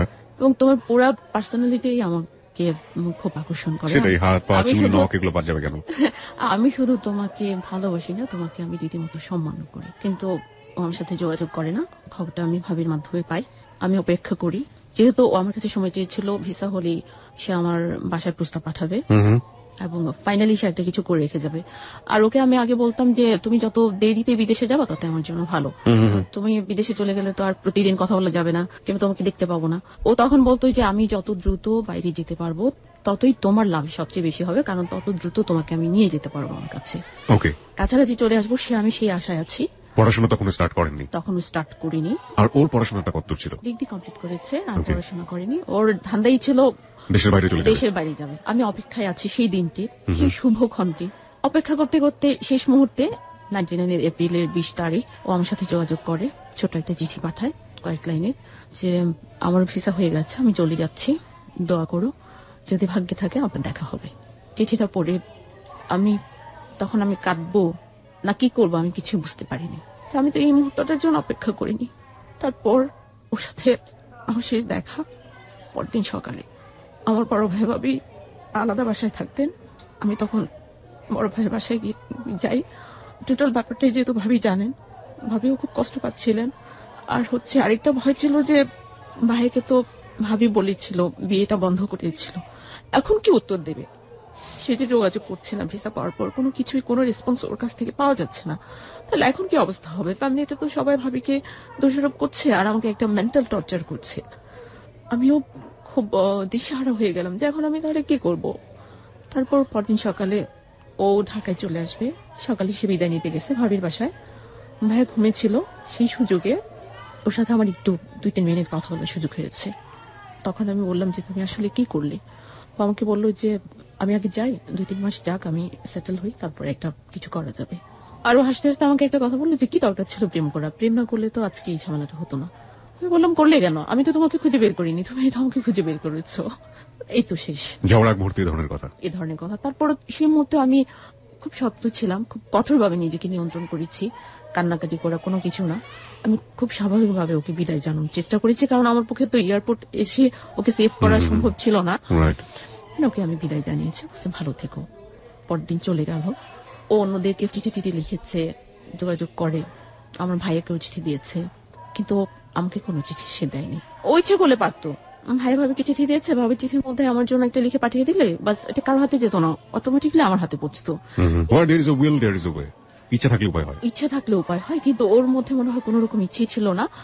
ওর প্রত্যেকটা ফ্রেন্ড যারা জানতো আমাদের সম্পর্কটা নিয়ে, এবং যারা ঠাট্টা তামাশা করতো, বন্ধুরা ওকে মজনু ডাকতো, আমাকে লাইলি ডাকতো, ওরা সবাই হতাশ হলো যে কেন শহীদ এই কাজটা করলো লিজার সাথে, এরকম একটা মেয়ের সাথে। তখন অ্যান্সারটা যেটা আবার খুঁজে পেল সবাই, যে আসলে ও এখন রঙিন স্বপ্নে বিভোর। যখন প্লেনে উঠেছে তখনই ওর সবকিছু চেঞ্জ হয়ে গেছে। আমি ঠিক জানি না, আমার ফ্রেন্ডরা অনেক এরকম ধরনের কথা বলে যে বিদেশে চলে গেলে না এই সম্পর্কের ক্ষেত্রে নাকি অনেক বড় একটা ভাটা পড়ে যায়। আমি ঠিক জানি না এটা কমন ব্যাপার কিনা, কারণ নিজের জীবনে কোনো এক্সপিরিয়েন্স তো নেই, তবে এরকম শুনে থাকি যে মানুষ নাকি ওখানে যাওয়ার পরে একটা সময় চলে গেলে নাকি ওই ফিলটা থাকে না। আর একটা বড় জিনিস যেটা হচ্ছে এনভায়রনমেন্ট নাকি অনেকখানি চেঞ্জ করে ফেলে। যাই হোক, আপনার ক্ষেত্রে যেটা হয়েছে সেই জায়গাটিতে আমরা বরং যাই। হ্যাঁ, ও আমার সাথে কোনো যোগাযোগ না করলো, আমি অপেক্ষায় ছিলাম, এবং আমি চেষ্টা করেছি যোগাযোগ করতে। যে ঠিকানা থেকে ভাইয়াকে কিংবা অন্যদেরকে চিঠি দিয়েছে সেই অ্যাড্রেসে আমি একটা চিঠি পাঠাই, কিন্তু কোনোদিন কোনো রেসপন্স আমি পাইনি। এবং তাকে যে ভাইয়াটা ভিজিট ভিসা করার ব্যাপারে সর্বাত্মক সহযোগিতা করেছিলেন, যে ভাইয়াটা সাথে করে ওকে নিয়ে গেছে সিডনি, আমি সেই ভাইয়ার হাতে আমার একটা চিঠি এবং ছবি আমি দিয়ে দিয়েছি। শহীদ পেয়েছে আমার সেই চিঠি, ছবি। কি লেখা ছিল চিঠিতে, বিষয়বস্তু কি ছিল? আমি যে কথাগুলো বলিনি, যে ও আমাকে সবসময় বউ বলে ডাকতো। আমি প্রতিবাদ করতাম, আরে বিয়ে হয়নি, কিছু না, বিয়ে হয়নি, তুমি আমাকে বউ বলে রাখো কেন? আমি একবার বকা দিলে ও 5 বার বলতো, কখনোই আমি এটা থেকে ওকে সরাতে পারতাম না। তো চিঠিতে লিখেছিল যে তুমি তো শুধু বউ বলে ডাকতে, কিন্তু যাওয়ার আগে তো সত্যিকার বউ করে রেখে যাওনি, আমাকে তুমি কোথায় ফেলে রেখে গেলে, কার কাছে রেখে গেলে? আমার এরকম প্রশ্ন ছিল। আপনার যে ইমিডিয়েট বড় বোন ছিল তার কি বিয়ে হয়ে গেছে? না, বিয়ে হয়নি, পড়াশোনা করছে। চিঠি সে পেয়েছে, কিন্তু চিঠির কোনো উত্তর পাইনি। ঠিক চলে যাওয়ার 8 মাস পর যখন 12ই ডিসেম্বর আসলো, তার আগে আমি যেটা বলি যে ও চলে যাওয়ার পর 2 মাস আমি খুব কষ্টে ছিলাম। আমার মনে হচ্ছিল যে আমার পক্ষে বাঁচাই আর সম্ভব হবে না। আর আমার ফ্যামিলি থেকেও কিছু কথা আমাকে বলতো, ইনডিরেক্টলি ইনসাল্ট করা, টর্চার করার মতো। মনে হচ্ছিল যে আমি কি করব, আমি মনে হয় শেষ হয়ে যাচ্ছি। কিন্তু সেখান থেকে আমি আবার উঠে দাঁড়ানোর চেষ্টা করলাম। আমি আবার রেজিস্ট্রেশন করে পরীক্ষা দেওয়ার জন্য প্রিপারেশন নিলাম। 2000-এ আমি এসএসসি আবার দিব। হ্যাঁ, আর সেক্ষেত্রে পুরোপুরি সহযোগিতা করেছেন আমার বড় ভাবি। সবাই বড় ভাবি কি দোষারোপ করছে যে ভাবির কারণে আমার লাইফটা এরকম হয়ে গেছে। ভাবি সেই জন্য ওনার জেদ থেকে, যে ঠিক আছে আমি দায়ী, আমি আবার ওকে দাঁড় করাবো। নিজের জেদ করে, নিজের স্বর্ণালঙ্কার যেটা ছিল বিক্রি করে সেই টাকা দিয়ে আমাকে আবার পরীক্ষা দেওয়ানোর জন্য চেষ্টা করলো। আমি পরীক্ষা দিলাম। তো সেই 99-এর ডিসেম্বরের আবার সে 12 তারিখ একটা চিঠি রিকোয়েস্ট পাঠালো ভাবির কাছে, আমি 12 তারিখ ফোন দেবো, যে কোনো ভাবে আমি লিজার সাথে কথা বলবো। 12 তারিখ ও যথারীতি ফোন করলো, কথা বললাম, নর্মালি কথা বললাম। প্রথমে সালাম দিলাম, সালাম দিয়ে কেমন আছো, ভালো, তুমি কেমন, ভালো। আমি কোনো রিয়াকশনে গেলাম না, কিন্তু ও আমার কাছে ও আচরণটা আশা করেনি। ও ভেবেছিল আমি অন্যরকম কোনো কান্নাকাটি করবো, হয়তো বা রাগারাগি করবো, এটা সেটা। কিন্তু 8 মাস কোনো যোগাযোগ নেই না। সেই জন্য আমি আর প্রশ্ন করিনি। আমি জানি যে আমি প্রশ্ন করলে আমার প্রশ্নের উত্তর দেওয়ার মতো কোনো সদ উত্তর ওর কাছে নেই, আমি কোনো প্রশ্ন করিনি, নর্মাল কথা বলে রেখে দিলাম। এসএসসি রেজাল্ট হলো, ভালোই হলো, পাশ করলাম, কলেজে ভর্তি হলাম। আমার খরচ তখন ভাবি চালাচ্ছে। এর মাঝখানে আবার যখন 1.5 বছর হলো, আবার একদিন ফোন দিল। তখন আমি বললাম যে আমি এই অবস্থা কি। তখন আমি ইন্টারমিডিয়েট অলরেডি সেকেন্ড ইয়ারে উঠে গেছি। ও তখন শুনে মনে হলো, খুশি হলো, ভাবিকে বললো কিভাবে কি করলেন। যাই হোক, তারপর আবার 3.5 বছরের মাথায় কথা হলো। তারপর যখন আবার 5 বছর হলো 2004-এ জুনে, 5 বছরের মাথায় আবার কথা হচ্ছে ওর সাথে। এত বড় বড় গ্যাপের মধ্যে রিলেশনশিপটা আপনি কিভাবে টিকিয়ে রেখেছেন? টিকে ছিল না, ছিল হচ্ছে আমার মনটার মধ্যে ও এমন ভাবে গেঁথে গিয়েছিল যে আমি অন্য কোনো কিছু চিন্তাই করতে পারি না। আমার চিন্তাতে আর কেউ আসেই না। আর আমার আপু তখন রয়ে গেছে। বিয়ে নিয়েও কেউ মাথা ঘামাচ্ছে না। কিন্তু এখানে যেটা বলার হচ্ছে যে আমি যে আবার উঠে দাঁড়িয়েছি, ভাবিকে যে বলা হচ্ছে যে জন্য ভাবি দায়ী, ভাবি তো আবার আমাকে পার করিয়ে দিলেন এসএসসি লেভেলটা। তখন আমার ফ্যামিলি আমাকে পুরোপুরি সাপোর্ট দিতে পারতো, আমি পেতে পারতাম, সে অধিকারটা আমার ছিল আব্বার কাছ থেকে, কিন্তু সেটা আব্বা করেননি। 5 বছর যখন পূর্ণ হয় আবার একদিন ফোন করেছে। আমি 5 বছরের মাথায় জিজ্ঞেস করলাম যে তুমি কেন আমার সাথে এই কাজটা করলে? তখন ও বললো যে আসলে পরিস্থিতি আমাকে বাধ্য করেছিল। তখন বললাম যে পরিস্থিতি বাধ্য করেছিল, পরিস্থিতি তখন তোমার প্রতিকূলে ছিল, কিন্তু পরিস্থিতি পরে অনুকূলেও চলে এসেছে। তখন কি তুমি ইচ্ছে করলে আমার জন্য কিছু করতে পারতে না? ও বললো যে হ্যাঁ পারতাম। তাহলে কেন করলে না? ও কোনো উত্তর দিতে পারলো না, নীরব হয়ে রইল। ও ভয় পাচ্ছিল যে আমি হয়তো ওকে ঘৃণা করছি, কিন্তু আমি ওকে ঘৃণাও করি না, ভালোবাসি, আমি চাই ও ভালো থাকুক, এবং তখন আমি ওর প্রতীক্ষায় ছিলাম। এই জিনিসগুলোকে আপনি এক্সপ্রেস করতেন? আমি তখন বলেছিলাম যে তুমি ইচ্ছে করলে আমার পাশে দাঁড়াতে পারো, আমি অনেক কষ্টে এখন পড়াশোনা করছি, ভাবে আমাকে সাপোর্ট দিচ্ছে, কিন্তু আমি বাসা থেকে পাচ্ছি না, তাহলে আমি আর কিভাবে বলবো? তখন আমার ইচ্ছে ছিল যে সে এখন তুই আবার প্রপোজাল পাঠানোর জন্য ব্যবস্থা করতে পারে, অথবা সে এখন যদি আমাকে বলে যে ঠিক আছে আমরা নিজেরাই করে ফেলবো। ওই সময় তো সে স্টাবলিশড হয়ে গেছে, আর আমার তো আরো এজ হয়ে গেছে।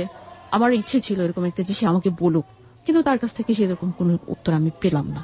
এই তো শেষ, ফোন রেখে দিল, যোগাযোগ শেষ। তারপর এক সময় আমি শুনতে পেলাম যে ও ওখানে সেটেল হওয়ার জন্য রাশিয়ান একটা মেয়ে, অস্ট্রেলিয়ায় সিটিজেনশিপ, ওই মেয়ের সাথে কন্ট্যাক্ট ম্যারেজ করেছে। এটা আমি ওর পাশেই, রাশিয়ান যে মেয়েটার সঙ্গে করলো, মেয়েটা কি সিটিজেন ছিল ওখানকার? হ্যাঁ, মেয়েটা অস্ট্রেলিয়ার সিটিজেন ছিল। ওকে। কিন্তু এটা সে হাইড রাখলো, আমার কাছে চলে আসলো আমার বান্ধবীর মাধ্যমে। আমার বান্ধবীর মামা ওরই সাথে, মানে পাশাপাশি ফ্ল্যাটে ওরা থাকতো। কথাটা আমি বাউল ভাইকে বললাম, বাউল ভাইয়ের মাঝে মধ্যে ওর সাথে ফোনে কথা হতো। বলছি যে আপনি জিজ্ঞেস করবেন ওকে। জিজ্ঞেস করার পর টোটালি অস্বীকার করলো যে না, সে এরকম কোনো কিছু করেনি। কিন্তু বাউল ভাই আমাকে তখন বলতো যে তুমি ওকে ভুলে যাও, তুমি যেমন নতুন করে চলছো এভাবে চলো, নতুন করে স্বপ্ন দেখো, নতুন করে বাঁচো, তোমার লাইফে আরো অনেক শহীদ আসবে, এর চেয়ে অনেক যোগ্য ছেলে আসবে। তাহলে আর ও তো নাই। আর যখন কন্ট্যাক্ট ম্যারেজ করেছে শুনে তো আমি হতাশ হয়ে গেছি। একটা স্বপ্নই তো বাকি ছিল সাথে, একটা স্বপ্নই তো বাকি ছিল যে সে ফিরে আসবে, কখনো না কখনো আসবে। তারপরেও কেন জানি আমার মনে হতো যে না, ও আসবে, আমি সেই অপেক্ষায় ছিলাম। তারপরেও মনে হতো, আমি ফিল করতাম যে ও আসবে। এর পিছনে যুক্তিটা কি আমি জানি না, হয়তো ওকে আমি খুব বেশি ভালোবাসতাম, খুব বেশি বিশ্বাস করতাম, এ কারণে হতে পারে। কিন্তু এর মধ্যে আমি গ্রাজুয়েশন কমপ্লিট করলাম, ভাইয়ের কাছ থেকে গ্রাফিক্সের হাতে খড়ি হলো, জবের জন্য চেষ্টা করলাম, ট্রেনিং নেওয়ার জন্য বাইরে আসলাম, তারপরে জব সার্চ করে ঢাকায় চলে আসা। 2008-এর কথা, আমি জবে ইন করলাম, জব করছি একটা আর্কিটেক্ট ফার্মে। আমার তখন স্বপ্ন হচ্ছে যে আমি জব করবো এবং আমার ক্যারিয়ারটাকে কিভাবে বিল্ড আপ করা যায়। পড়াশোনা আর সম্ভব চালিয়ে নেওয়া হচ্ছে না, কারণ ফ্যামিলি থেকে আমাকে অ্যাফোর্ড করছে না, তো ওখানে অতটুকুতেই থেমে গেছে। আপনি তো জব করতেন সেই সময়, নিজের খরচ, নিজের খরচে যখন জবে চলে এসেছি তখন নিজের খরচই চলি, তবে বাসা থেকে একটা অ্যামাউন্ট প্রতি মাসে দেওয়া হয়, এটা খুব বেশি না, বেশি না হলেও প্রতি মাসে একটা অ্যামাউন্ট এখনো পর্যন্ত আমার জন্য বরাদ্দ আছে এবং এটা আমি পাচ্ছি। এর মাঝখানে আমার আব্বা স্ট্রোক করেন, অসুস্থ হয়ে পড়েন, তখন সবাই মিলে ধরে বসে যে দুটো মেয়ে তো বাকি আছে বিয়ের, এদের তো একটা ব্যবস্থা করতে হবে। চেষ্টা হয় আমাদের সম্পত্তি যেটা আছে, আব্বার যা কিছু বুঝে আব্বাকে যে আপনি ইয়ে করেন, উইল করে দেন ছেলে মেয়েদের নামে। এদিক দিয়ে সমস্যা ছিল যে আসলে আমার ভাইয়েরা চাচ্ছিল না, তো আব্বা সব মেয়েদেরকে 2 কাঠার প্লট দিবে এটা বলতেন। আর এখানে একটা প্রবলেম ছিল, আমাদের বিয়ের কোনো প্রপোজাল আসলে হঠাৎ কিন্তু পাত্রপক্ষকে আগেই বলে দিত যে মেয়েদেরকে 2 কাঠার প্লট দেয়। এখন এটার জন্য অনেক সময় প্রবলেম হয়ে যেত যে আসলে এটা তো পাবলিসিটি হয়ে গেছে, কিন্তু এখন তো আর এটা দিচ্ছে না আব্বা। আপুর বিয়ের ক্ষেত্রে দেখা যাচ্ছে যে ভালো ভালো প্রপোজাল আসছে, কিন্তু ফ্যামিলি থেকে কেউ অ্যাক্টিভ না। ভাইয়ারা, আব্বা সবাই 4 ভাই আর আব্বা 5 জন একমত হতে পারেন না, আপুরও বিয়ে হচ্ছে না, আর আমাকে নিয়ে তো তখন কেউ মাথায় ঘামাচ্ছে না, কারণ আমার বড় জনই বাকি আছে। এখানে আমি যেটা বলবো যে আমার যে কথাটা বলার, আমার আব্বা এবং ভাইয়েরা তো আত্মীয় স্বজনরা সেটাই বলতো যে আপনি একটা প্লট বিক্রি করে দুটা মেয়ের বিয়ের জন্য ইয়ে করেন, টাকা ব্যাংকে রেখে দেন, বিয়েটি যখন ঠিক হবে তখন ওটা বিয়ে দিবেন। আব্বা কিছুতে রাজি হতো না, বলছে যে আমি তো জমি বিক্রি করে মেয়েদের বিয়ে দেবো না, ছেলেদের বিয়ে করাইনি। আর এটার কারণ ছিল যে আমার বড় ভাইয়ের যে লাভ ম্যারেজ দিকে হচ্ছে যে মানুষ তো বলবেই যে বিয়ে হয় না, বিয়ের বয়স হয়ে গেছে, আত্মীয় স্বজনরাও বলে, এগুলি শুনতে ভালো লাগে না। আমাদের তো কোনো অপরাধ নেই, এখন গার্ডিয়ানরা উদ্যোগ নিচ্ছে না, আমরা কি করতে পারি? ভালো ভালো প্রপোজাল আসে, আর আমাদের কন্ডিশন ছিল গ্রামের মতো বিয়ে করবোই না, কিন্তু হচ্ছিল না, কেউ একমত হতে পারেনি। এইসব নিয়ে অনেক ঝগড়াঝাটি ভাইদের মধ্যে হয়েছে। যখন এরকম চেষ্টা চলছে তখন আপনার বয়স কত? 24। And still you were waiting for Shohid, right? হ্যাঁ, আমি শহীদের জন্য ওয়েট করছি, আর আপুর তো বিয়ে হচ্ছে না, তো আমাকে নিয়ে মাথা ঘামাবে না। শহীদ কি আপনার সাথে যখন 1.5 বছর 2 বছর পরে কথা হতো তখন কি এটা বলতো যে আমি ফিরে এসে বিয়ে করবো? না, ও কিছুই বলতো না, কিন্তু আমি কেন মনে হতো যে ও আমার কাছে ফিরে আসবে। আমার ট্রু লাভ ওকে আমার কাছে ফিরিয়ে আনবে। দ্য ভেরি অনেস্ট ওপিনিয়ন, প্রিয় শ্রোতা। হতে পারে ও বোকা, হতে পারে ও যেটা করছে সেটা ঠিক না, কিন্তু ও ওর মনের এগেনস্টে যায়নি। ওর মন যেটা বলছে, অন্ধ ছিল বা যাই হোক না কেন, আপনারা হয়তো গেস করতে পারছেন ভবিষ্যতে কি হবে। ডোন্ট গেস, প্লিজ, অনুমান করেন না। শুধু একটা কথাই বলতে চাই যে ও ওর মনের এগেনস্টে এখন পর্যন্ত কোনো কিছু করেনি। সে যেভাবেই করুক না কেন, কারণ লাভ কখনো কখনো ব্লাইন্ড হয়ে যায়, কখনো কখনো ঠিক না। লাভ আসলে ট্রুলি ব্লাইন্ড থাকে এবং কখনো কখনো একেবারে একপাক্ষিক থাকে। তুমি যাই করো না কেন, আমি তোমাকে উপরওয়ালার হাতে সঁপে রেখেছি, সুতরাং তুমি একদিন না একদিন আমার কাছে ফিরে আসবেই। একটা কথা তো আছে, যাকে ভালোবাসো তাকে ছেড়ে দাও, সে যদি তোমার থাকে তাহলে সে ঘুরে ফিরে তোমার কাছে ফিরে আসবে। অনেকভাবে বোঝানো যায় নিজেকে, হয়তো ওভাবেই ও নিজেকে বুঝিয়েছে। হ্যাঁ, তারপর অ্যাসেট গুলা ভাগাভাগি করার একটা চিন্তা ভাবনা ফাইনাল পর্যায়ে যেয়ে ওটা আর হলো না। বড় ভাই এটাতে বিক্রি দিলেন।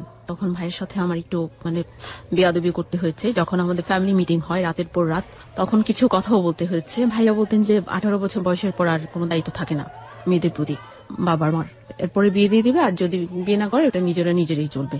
যেহেতু ভাইয়ের কথা হচ্ছে যে আমরা রাজি হচ্ছি না, আমরা এটা সেটা। বড় বোন রাজি হতো না কেন? ও বলে চলে পুরুষ বিদেশী বলে চলে পুরুষ বিদেশী, আর এরকম টাইপের ছিল, একটু অন্যরকম পার্সোনালিটি। হ্যাঁ, আর ওখানে বড় ভাইয়া যখন সেদিন মিটিং এ বললো যে মেয়েদের 18 বছর, তখন বললাম যেটা হচ্ছে ওয়েস্টার্ন কান্ট্রিতে, আমাদের দেশে না।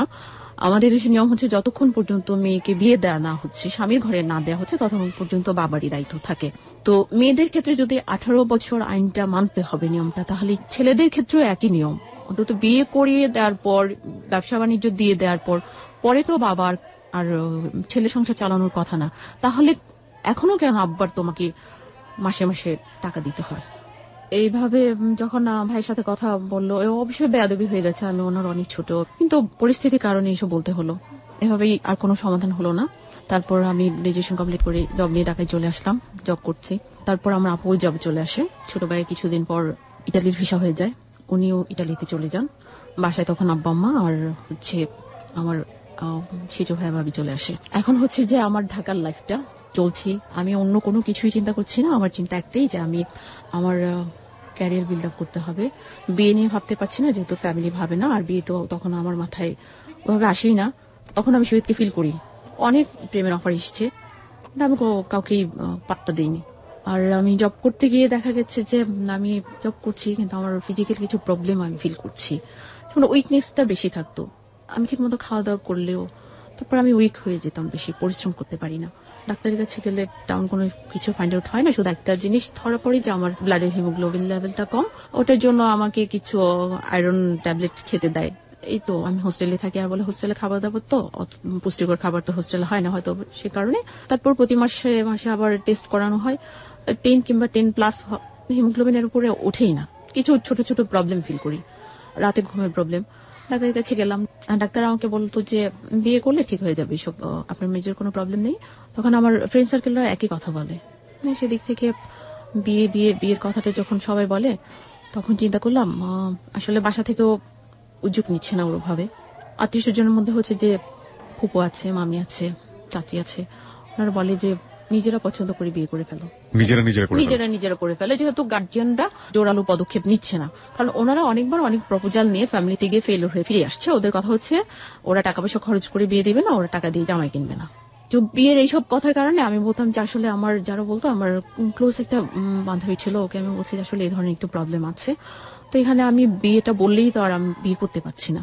একদিন ও আমাকে বলছে যে আমার একটা কলিগ আছে, উনি বিয়ের জন্য পাত্রী খুঁজছেন, আসলে ওখানে তেমন কিছু লাগবে না, হয়তো অল্প ফর্মালিটি শেষ হয়ে যাবে, তুই একটু দেখা কর। মানে তখন আপনি নিজে থেকেও চাচ্ছিলেন যে আপনার বিয়েটা হয়ে যাক? হ্যাঁ, আমিও চাচ্ছিলাম, যেহেতু ডক্টর আমাকে একটা সাজেস্ট করে, আপনি বিয়ে করেন, আপনার যে প্রবলেম গুলো আপনি বলছেন সব আপনার সলভ হয়ে যাবে। রিপোর্ট কি ধরা পড়লো? রিপোর্টে তখনও কিছুই আসেনি। আমি যেটা বুঝি যে ডক্টর আপনাকে বলছিল যে আপনার কিউরের জন্য আপনার বিয়ে করা উচিত, রাইট? বিয়ে বলতে যদি একদম সায়েন্টিফিক্যালি আসি, উনি আপনাকে একটা ফিজিক্যাল রিলেশনশিপের মধ্যে যাওয়ার কথা বলছিলেন, রাইট? সেটা আপনার কিউরের জন্য। কিন্তু প্রসঙ্গ হচ্ছে যে কি ধরনের প্রবলেম আপনার শরীরে আসলো, এটা আপনি পরবর্তীতে আবিষ্কার করতে পেরেছিলেন? হ্যাঁ, পরবর্তীতে যেটা আবিষ্কার হয়েছে যে আমার থ্যালাসেমিয়া আছে। থ্যালাসেমিয়া রোগটা এটা মাত্র 2 বছর আগে ফাইন্ড আউট হয়েছে। আর আমার ঘুমের প্রবলেমটা অনেক বেশি ছিল, আমার একেবারেই ঘুম আসতো না। এই যে অসুখটা যখন ধরা পড়লো, তারপরে আপনার কিউরের প্রসেসটা কি, লাইক কি করতে হয় আপনাকে? রিসেন্টলি আমাকে 3 মাস অন্তর অন্তর এখন ব্লাড নিতে হয়। পুরো ব্লাডটা কি চেঞ্জ করে ফেলতে হয়? চেঞ্জ করতে হয় না, আমার ব্লাডের যে সেলগুলি, রক্ত উৎপন্ন করে যে সেলগুলি, ওগুলোর কর্মক্ষমতা কম, সেই জন্য ব্লাডটা উৎপন্ন হয় কম। আর এই জন্য ঘাটতিটা থাকে, সেটা আমাকে বাইরে থেকে নিয়ে কভার করতে হয়। কি গ্রুপ আপনার? আমার ও পজিটিভ। এই মুহূর্তে আমার বান্ধবী যখন রিকোয়েস্ট করলো দেখা করার জন্য, আমি ছেলেটার সাথে দেখা করলাম, ও আমাকে পছন্দ করলো, আমি ওকে পছন্দ হলো। তারপর সেল নাম্বার নিয়ে আমরা দুজন কথা বললাম। কথা বলে আমি বান্ধবীকে বললাম যে বিয়েটা কিভাবে হবে, আমার ফ্যামিলিতে প্রস্তাব নিলে তো তেমন একটা হবে না, তাহলে কিভাবে? বলছে তোরা কথা বলে তোরা সেটেল করে নে। তো উনি রাজি হলেন। আচ্ছা ঠিক আছে, আমাদের ওদিক থেকে কয়েকজন যাবে, অল্প কিছু করলেই হবে। আমি আমার বাসায় জানালাম, আমার আপুকে জানালাম। আপনি সিদ্ধান্ত নিয়ে ফেলেছেন আপনি বিয়ে করবেন? হ্যাঁ, আমি সিদ্ধান্ত নিয়ে ফেলেছি আমি বিয়ে করবো, সেটা 2010 সালের ডিসেম্বর মাস। ফাইন। আমার দুটো কোশ্চেন আছে। একটা হচ্ছে সিদ্ধান্ত নেবার পেছনের কারণটা কি ডক্টরের প্রেসক্রিপশন, নাকি আপনি ততদিনে বুঝে ফেলেছেন যে শহীদ আপনাকে বিয়ে করবে না? প্রথম কারণ ডক্টরের প্রেসক্রিপশন, আর দ্বিতীয় কারণ হচ্ছে যে অলরেডি 10 বছর চলছে, এখন আমার মনে হচ্ছে যে না, শহীদ আর আমার জীবনে ফিরে আসবে। 10 বছর আপনি ওয়েট করেছেন তার জন্য? আমি তো 99 থেকে 2010 ডিসেম্বরে আমি ডিসিশনটা নিয়েছি যে আমি বিয়ে করব। আপনার সম্পর্ক শুরু হলো 95 এর শুরুর দিকে বলা যেতে পারে? হ্যাঁ। ওকে। বিদেশে গেল কত বছরে? 4.5 বছরের মাথায়। 4.5 বছরের মাথায় এপ্রিলে। ওকে। আপনি সিদ্ধান্ত নিলেন কবে বিয়ে করবেন? 10 বছর অপেক্ষা করার পর 11 বছর মাথায়, সেটা হচ্ছে যে 2010 সালে ডিসেম্বরে। 2010 সালের ডিসেম্বরে আপনি সিদ্ধান্ত নিলেন আপনি বিয়ে করবেন। তার আগে আপনি টোটাল বলা যেতে পারে প্রায় 15 বছর এই সম্পর্কে ছিলেন। 15 বছর বলতে আমি যেটা বোঝাচ্ছি, প্রথম 4 বছর এক ধরনের সম্পর্ক, পরে 11 বছর শুধুই অপেক্ষা। একতরফা অপেক্ষা 11 বছর, আর 4 বছর হচ্ছে এক ধরনের সম্পর্ক বলা যেতে পারে, যেখানে শুধুমাত্র ডিস্টেন্সটাই অনেক বড় ছিল, কিন্তু অ্যাটাচমেন্টটা অতটা বেশি কাছাকাছি যাওয়ার কোনো সুযোগ আপনাদের হয়নি। 11 বছরে ঘুম ভাঙলো জীবনের বাস্তবতা এসে। Now you are taking decision to marry because doctor suggest করছে যে আপনার এই থ্যালাসেমিয়া রোগ থেকে বের হতে হলে বা এই ধরনের রোগ থেকে বের হতে হলে আপনাকে বিয়ে করতে হবে। এক, পরিবারের সাপোর্টটা সেরকম নেই, ইকোনমিক ব্যাকআপ বলতে আপনার জবটা, এবং 11 বছর লেগেছে ছেলেটার ঘোটা থেকে বের হতে, বিকজ আপনি ততক্ষণে বুঝে ফেলেছেন যে না, 11 বছর যেহেতু হয়নি, প্রায় 1 যুগের বেশি আর হওয়ার কোনো পসিবিলিটি নেই। This is the hard reality. প্রিয় শ্রোতা, অপেক্ষার জায়গাটিতে যদি ওকে কেউ বোকা বলেন, তাহলে আমি বলবো যে মৈত্রীদেবীর একটা অসাধারণ উপন্যাস আছে, আপনারা যদি পারেন পড়ে নেবেন, ন হন্যতে। এই উপন্যাসটা মূলত উনি লিখেছিলেন মির্জা ইলিয়াদের লানুই বেঙ্গলি, বাঙালির রাত্রি নামে যে উপন্যাসটা আছে, সেই উপন্যাসের প্রতিবাদ বা এক ধরনের প্রতিবাদ ঠিক বলবো না, উত্তর দিতে গিয়ে ওখানে 30 বছর অপেক্ষা করেছিল। আমার মনে হয় সবাই পড়েন। অপেক্ষার ব্যাপারটা আসলে কেউ সারাটা জীবনই পার করে দেয়, ও মাত্র 15 বছর পার করেছে, এভাবেও আপনি দেখতে পারেন। আবার কারো কারো জায়গা থেকে এটা আসলে অনেক লম্বা একটা সময়। 15 সেকেন্ড অপেক্ষা করতে চায় না অনেকে, 15 বছর তো অনেক বড় সময়। তারপর আপনি সিদ্ধান্ত নিয়ে ফেললেন, এবং এই সিদ্ধান্ত নেবার জায়গাটাতে বাছ বিচার করার সুযোগটা কতটুকু ছিল? কারণ যে মানুষটিকে বিয়ে করতে যাচ্ছেন তার সম্পর্কে জানেন কতটুকু, বা মনের চাওয়া কতটুকু, শুনি একটু। সুযোগটা খুব বেশি ছিল না, আমি খুব বেশি চিন্তাও করিনি। আমি অনেকটা নিজেই সিদ্ধান্তটা নিয়েছি, নিয়ে ফ্যামিলিকে জানালাম। ফ্যামিলিকে বললাম যে আমি এরকম একটা ছেলে দেখলাম, কথা বললাম, আর আমার ছোট ভাই ছিল, মামাতো ভাই, ওর সাথে ডিসকাস করলাম, ছেলের সাথে পরিচয় করালাম, ছেলে বোনের বাসায় গেলাম মিরপুরে, কথা বললাম। ও বলল যে আপু ওকে। ওটা আমি বাসায় বললাম। আমাদের সমস্ত সিদ্ধান্ত হচ্ছে যে তখন আমরা নিই না, ছোট ভাইয়ের অপেক্ষায় থাকি। ইটালিতে আগে জানানো হয় ভাই কি বলেন, তারপর ভাইয়ের সাথে পরামর্শ করা হয়। তো পরামর্শ করে আচ্ছা ঠিক আছে, ফ্যামিলি থেকে তখন শুরু করলো আয়োজন। এক্ষেত্রে কি হলো, ওরা যাবি শুধু কাবিন করতে, পরে অনুষ্ঠান করে উঠিয়ে নিয়ে আসা হবে। আমাদের এখানে আমার আগের বোনদের বিয়ে হয়েছে এরকমই, কাবিন হয়ে পরে আর অনুষ্ঠান হয়নি, কোনো না কোনো একটা অজুহাত দেখিয়ে শ্বশুর বাড়িতে নিয়ে যায়। সেই জন্য আমার মেজপ্পা বললো যে এখানেও এসে যদি একই ঘটনা ঘটে তাহলে তো ওর লাইফে একই রকম থাকবে। বিয়ের আগে আপনি ছেলেটার সাথে কথা বলেছিলেন? 15-16 দিনের মতো আর কি পরিচয়, বিয়ের ডেটটা ফিক্সড হওয়ার আগে এই সময়টুকু পেয়েছি। ছেলেটাকে তখন যতটুকু জেনেছিলেন ততটুকু আমাদেরকে জানান। ছেলেটা একটা বাইন হাউসে জব করতো, আহামরি কোনো ফ্যামিলির না। আপনার এজ ডিফারেন্স কত ছিল আপনাদের সাথে? আমি তখন 30। আপনি 30 আর ও 40, সো 10 ইয়ার্স ডিফারেন্স। ওকে ফাইন। তারপর আমার ফ্যামিলি থেকে এটা হলো যে আমরা তাহলে মোটামুটি ধরে নেব যে এটাই শেষ অনুষ্ঠান, আমরা এভাবে শুরু করবো। টু বি অনেস্ট, আমাকে একটু বলবেন যে আপনি এই যে 30-তে আছেন, আপনার ভিতরে কখনো আপনি এটা ফিল করতেন কিনা যে আপনার বয়সটা তো বেড়ে যাচ্ছে? হ্যাঁ, ফিল করতাম। এটার জন্য লজ্জাও পেতাম, মানে একটু খারাপও লাগতো, বাসায় গেলে বেশি খারাপ লাগতো। আর কোন আত্মীয় স্বজনের বাড়িতে বেড়াতেও যেতাম না ঈদের টিতে ছুটিতে গেলে, কারণ গেলে একই প্রসঙ্গ ঘুরে ফিরে আসতো, তো বিয়ে করবে নিজেরাই করে ফেলন, খুবই নিজে ফিল করতাম।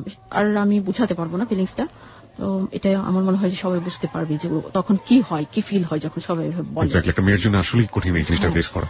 তারপর সিদ্ধান্ত নেওয়ার পর আমার বাসায় অ্যারেঞ্জ করা হলো যে আমরা গায়ে হলুদ তুলে সবকিছু করবো। হলুদের অ্যারেঞ্জ করা হলো, হলুদের অনুষ্ঠান সবকিছু চলছে। তো ওই রাতে হলুদ, পরদিন ওদের যাওয়ার কথা, কাবিন হবে।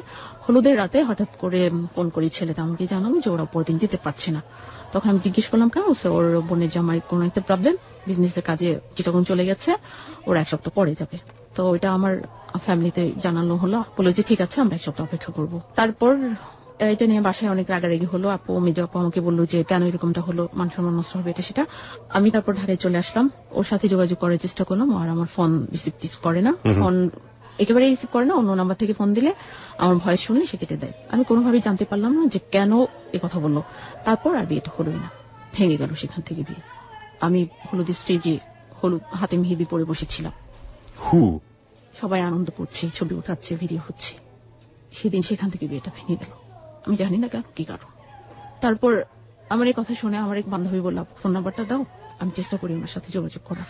সে নিল, কথা বললো, মেইন পয়েন্ট যেটা বের করলো যে ওর বোনের জামাই নাকি বলছে যে ওর মনে হয়েছে যে আমার আসলে শক্ত কোনো গার্ডিয়ান নেই, ওরা ওর কোনো গার্ডিয়ান পায়নি, সেই জন্য ওরা এগ্রি হয়নি। এটা এখানেই শেষ।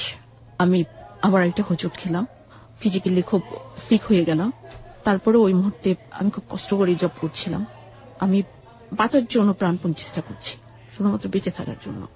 আবার চলছি, জব করছি, একটা পত্রিকার সাথে জড়িয়ে গেলাম, ক্রাইম রিপোর্টার।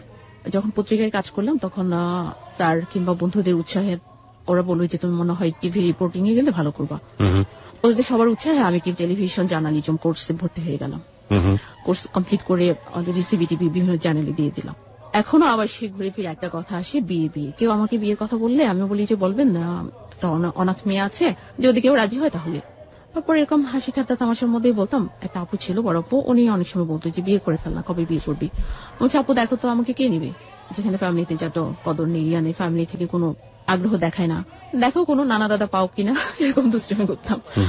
এরকম দুষ্টুমি করতে করতে ওই আপু একদিন আমাকে সিরিয়াসলি বললো যে আসলে কি সিরিয়াসলি তুমি বিয়ে করবা, যদি করো আমি একজন আমার কাছে মেয়ে খুঁজছে, তাহলে পরিচয় করাতে পারি। তখন আমি বললাম যে আসলে তুমি কতটা ভালো মনে করবো, বলছে কথা বলে দেখো। আমি বললাম আচ্ছা ঠিক আছে, কথা বললাম, দেখলাম। ফার্স্ট দেখার পর অনেকে আমার পছন্দ হলো না। তখন আমি ভদ্রলোকের সাথে ফোনে কথা বলা কন্টিনিউ করলাম। কন্টিনিউ করতে গিয়ে একটা সময় দেখলাম যে আমি ভদ্রলোককে আমার ভালো লাগতে শুরু করলো। আর হচ্ছে আমি কিছুটা সংস্কৃতি মনা ছিলাম, সংস্কৃতি মনা মানুষদেরকে আমার ভালো লাগে, উনি সেরকম ছিলেন। আমি খুব কবিতা শুনতে পছন্দ করি, নিজে আবৃত্তি করতেও চেষ্টা করি। একটা কোর্স তো তখন করে ফেলেছি।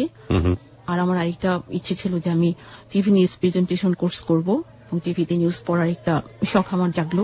উনি উৎসাহ দিলেন আমার কথাটা শুনে, সেই ইয়াতে অনেক আমার ভালো লেগে গেল। তখন বিয়ের প্রসঙ্গটা যখন আসলাম, বলছি যে আমার ফ্যামিলিতে তো জানানো দরকার। উনি পরে বলছে যে ঠিক আছে তুমি জানাও। আমি আমার আম্মাকে কথাটা বললাম। ওনার ব্যাকগ্রাউন্ড হচ্ছে যে উনি ম্যারিড ছিলেন অলরেডি, ওনার একটা মেয়েও আছে। আবার বিয়ে করার কারণ হচ্ছে যে ওনার ওয়াইফ, মেয়েটা যখন হয় তখন ওনার একটা মেয়েলি প্রবলেম হয়ে যায়, উনি ইনভ্যালিড হয়ে যান, সেই জন্য ওনাকে আবার সেকেন্ড বার বিয়ে করার চিন্তা করতে হচ্ছে। আমি আম্মাকে কথাটা বললাম, শুনে আমি ঠিক বুঝতে পারিনি, আপনি একটু আরেকটু ক্লিয়ার করবেন যে আসলে ইনভ্যালিড বলতে আপনি কি বোঝাচ্ছেন? হাজবেন্ড ওয়াইফের যে রিলেশনটা, ওই রিলেশনের ক্ষেত্রে উনি ইনভ্যালিড হয়ে যান। আর উনি সেজন্য কোনো ডিভোর্স হয়ে যায়? ডিভোর্স হয়নি, উনি ছিলেন, ওনাকে উনি রেখেছেন, উনি অনেক বেশি অসুস্থ ছিলেন, কোমায় চলে গিয়েছিলেন। ওনার বেবিটা হতে গিয়ে ওই সময় ওনার ওয়াইফ কোমায় চলে গেছেন। সেখান থেকে উনি ফিরে এসেছেন, বেঁচে আছেন, কিন্তু উনি অনেক অসুস্থ, অনেক রকমের প্রবলেম ওনার মধ্যে। এটা কি ওনার ওয়াইফের সমস্যা নাকি ওনার হাজবেন্ডের, মানে আপনি যার সাথে রিলেশন করতেছেন তার সমস্যা? ওনার ওয়াইফের সমস্যা। মানে ওনার ওয়াইফ ফিজিক্যালি মানে সাউন্ড না, তাই তো? উনি আর সক্ষম নন, এরকম একটা অবস্থায় চলে গেছেন। হাজবেন্ড তার জায়গায় ঠিক আছেন, তাদের একটা সন্তান আছে, তাই তো? এটা হচ্ছে সিচুয়েশন, এটা আপনাকে খুলে বললো বিয়ের আগে? হ্যাঁ। ওকে ফাইন, তারপর আম্মাকে বললাম, আমাকে বলার পর আম্মা বলছে যে ঠিক আছে তাহলে আমি লোক পাঠাই খোঁজ খবর নেওয়ার জন্য। এখন কোনো সিদ্ধান্ত নিস না, আমি লোক পাঠাবো। আমি ওনাকে বললাম, বলার পর বলছে যে না, এটা বাড়াবাড়ি হয়ে যাবে, এত কিছু করার দরকার নেই, তোমাকে আমার ভালো লেগেছে প্রথম দিন দেখেই, আমাকে যখন তোমার ভালো লেগেছে আমরা মনে হয় সিদ্ধান্ত নিতে পারি। উনি একটা নাম করা কোম্পানির এক্সিকিউটিভ ডিরেক্টর ছিলেন। ইডি ছিলেন? হ্যাঁ, ইডি। আচ্ছা, নামটা জানতে পারি? ওনার নিকনেম হচ্ছে তপু। তপু এক্সিকিউটিভ ডিরেক্টর একটা কোম্পানি, ওনার তো বয়সটা হলে অনেক হওয়ার কথা। ওনার বয়স তখন 43। মানে আপনার সাথে বয়সের ডিফারেন্স তাহলে কত দাঁড়াচ্ছে? 11 থেকে 12 বছর। হ্যাঁ। ওকে, তারপর কি করলেন আপনারা? উনি আমাকে সময় দিলেন না, সময় পিছাতেও চাইলেন না। একদিন আমরা ঘুরতে গেলাম আশুলিয়াতে, ওখানে কফি খেতে খেতে উনি কিছু কথা বললেন, ওনার সুখ দুঃখের কথা যেসব। উনি ওনার ড্রিম বলে যখন আমাকে বললেন আর কষ্টের কথাগুলো বললেন, আমার ওনার প্রতি একটা সিম্পেথি কাজ করলো। বেবির বয়স কত ছিল? বেবির বয়স বলতে বেবি না, মেয়েটার বয়স 24। And that times you were 30, 31. Only 6 and 7 years difference. কোশ্চেনটা কি কখনো এরকম হওয়ার ছিল আপনার কাছ থেকে যে আপনি আমার বয়সী মেয়েকে কেন বিয়ে করতে চাচ্ছেন, যেখানে আপনার মেয়ের বয়স মাত্র 4 বছর বা 5 বছর ডিফারেন্স? উনি চাইতেন যে মেয়ের ছোট এরকম না, মেয়ের চেয়ে অন্তত 1-2 বছরের বড় হোক। আর ওনার লজিক যেটা ছিল যে উনি বলতেন যে আমি তো জেনারেশন ক্রিয়েট করবো। ওকে, দ্যাটস আ গ্রেট লজিক। 30 পর অনেক সময় সমস্যা হয়। ফাইন, তারপর? হ্যাঁ, আমি রাজি হলাম। আর আমি আমার যে থ্যালাসেমিয়া রোগটা আছে সেটা ওনাকে খুলে বললাম। তাহলে তো ব্যাপারটা নেগেটিভ হয়ে যাওয়ার কথা। কেন বলছি, অলরেডি আপনি ক্রস করেছেন 30। উনি যদি বেবি বা জেনারেশন ক্রিয়েট করার কথা চিন্তা করেন, আমি ঠিক জানি না, অ্যাকর্ডিং টু ডক্টর প্রেসক্রিপশন 30 পরে অনেক সময় সমস্যা হয়। হ্যাঁ, এটা ওনার জানা থাকার কথা, যেহেতু উনি শিক্ষিত ছিলেন এবং একটা কোম্পানির executive director. It's not a matter of joke. তারপরে যেটা সেটা হচ্ছে যে আপনার অলরেডি থ্যালাসেমিয়া পেশেন্ট আপনি, এবং আপনার প্রবলেম হতেই পারে। তো এত কিছু জেনে কেন আপনার প্রতি উনি টেম্পারেট হবেন? আমি তখন ওনাকে বললাম যে আমার থ্যালাসেমিয়াটা আছে, আপনি এটা সম্পর্কে যদি ধারণা না থাকে তাহলে ডাক্তারের সাথে কথা বলে দেখতে পারেন। উনি আমাকে উত্তর দিলেন যে দেখো, আমি সমুদ্র সাঁতরানো মানুষ, পুকুর দেখে ভয় পাই না। আমি আমার ওয়াইফকে নিয়ে যে কষ্ট করেছি 10টা বছর, আর তোমার এই রোগটা তেমন কোনো কিছুই না, আমি এটা নিয়ে ভাবছি না, তুমি আমার উপর পুরোপুরি বিশ্বাস করতে পারো। তখন আমি বিশ্বাস করলাম, ভরসা করলাম, এই জন্য রাজি হলাম। কিন্তু আমার একটা আপডেট ছিল যে আমার খুব স্বপ্ন ছিল আমার এনগেজমেন্ট রিংটা ডায়মন্ড রিং হবে। উনি রাজি হলেন, আমরা গিয়ে ডায়মন্ড রিং পছন্দ করে কিনলাম। উনি আমাকে রিং পরালেন, বলা চলে যে আমাদের এনগেজমেন্ট হয়ে গেল। আর সেই মুহূর্ত থেকে আমি তখন ওনার বাগদত্তায় এভাবেই নিজেকে ভাবতে শুরু করলাম।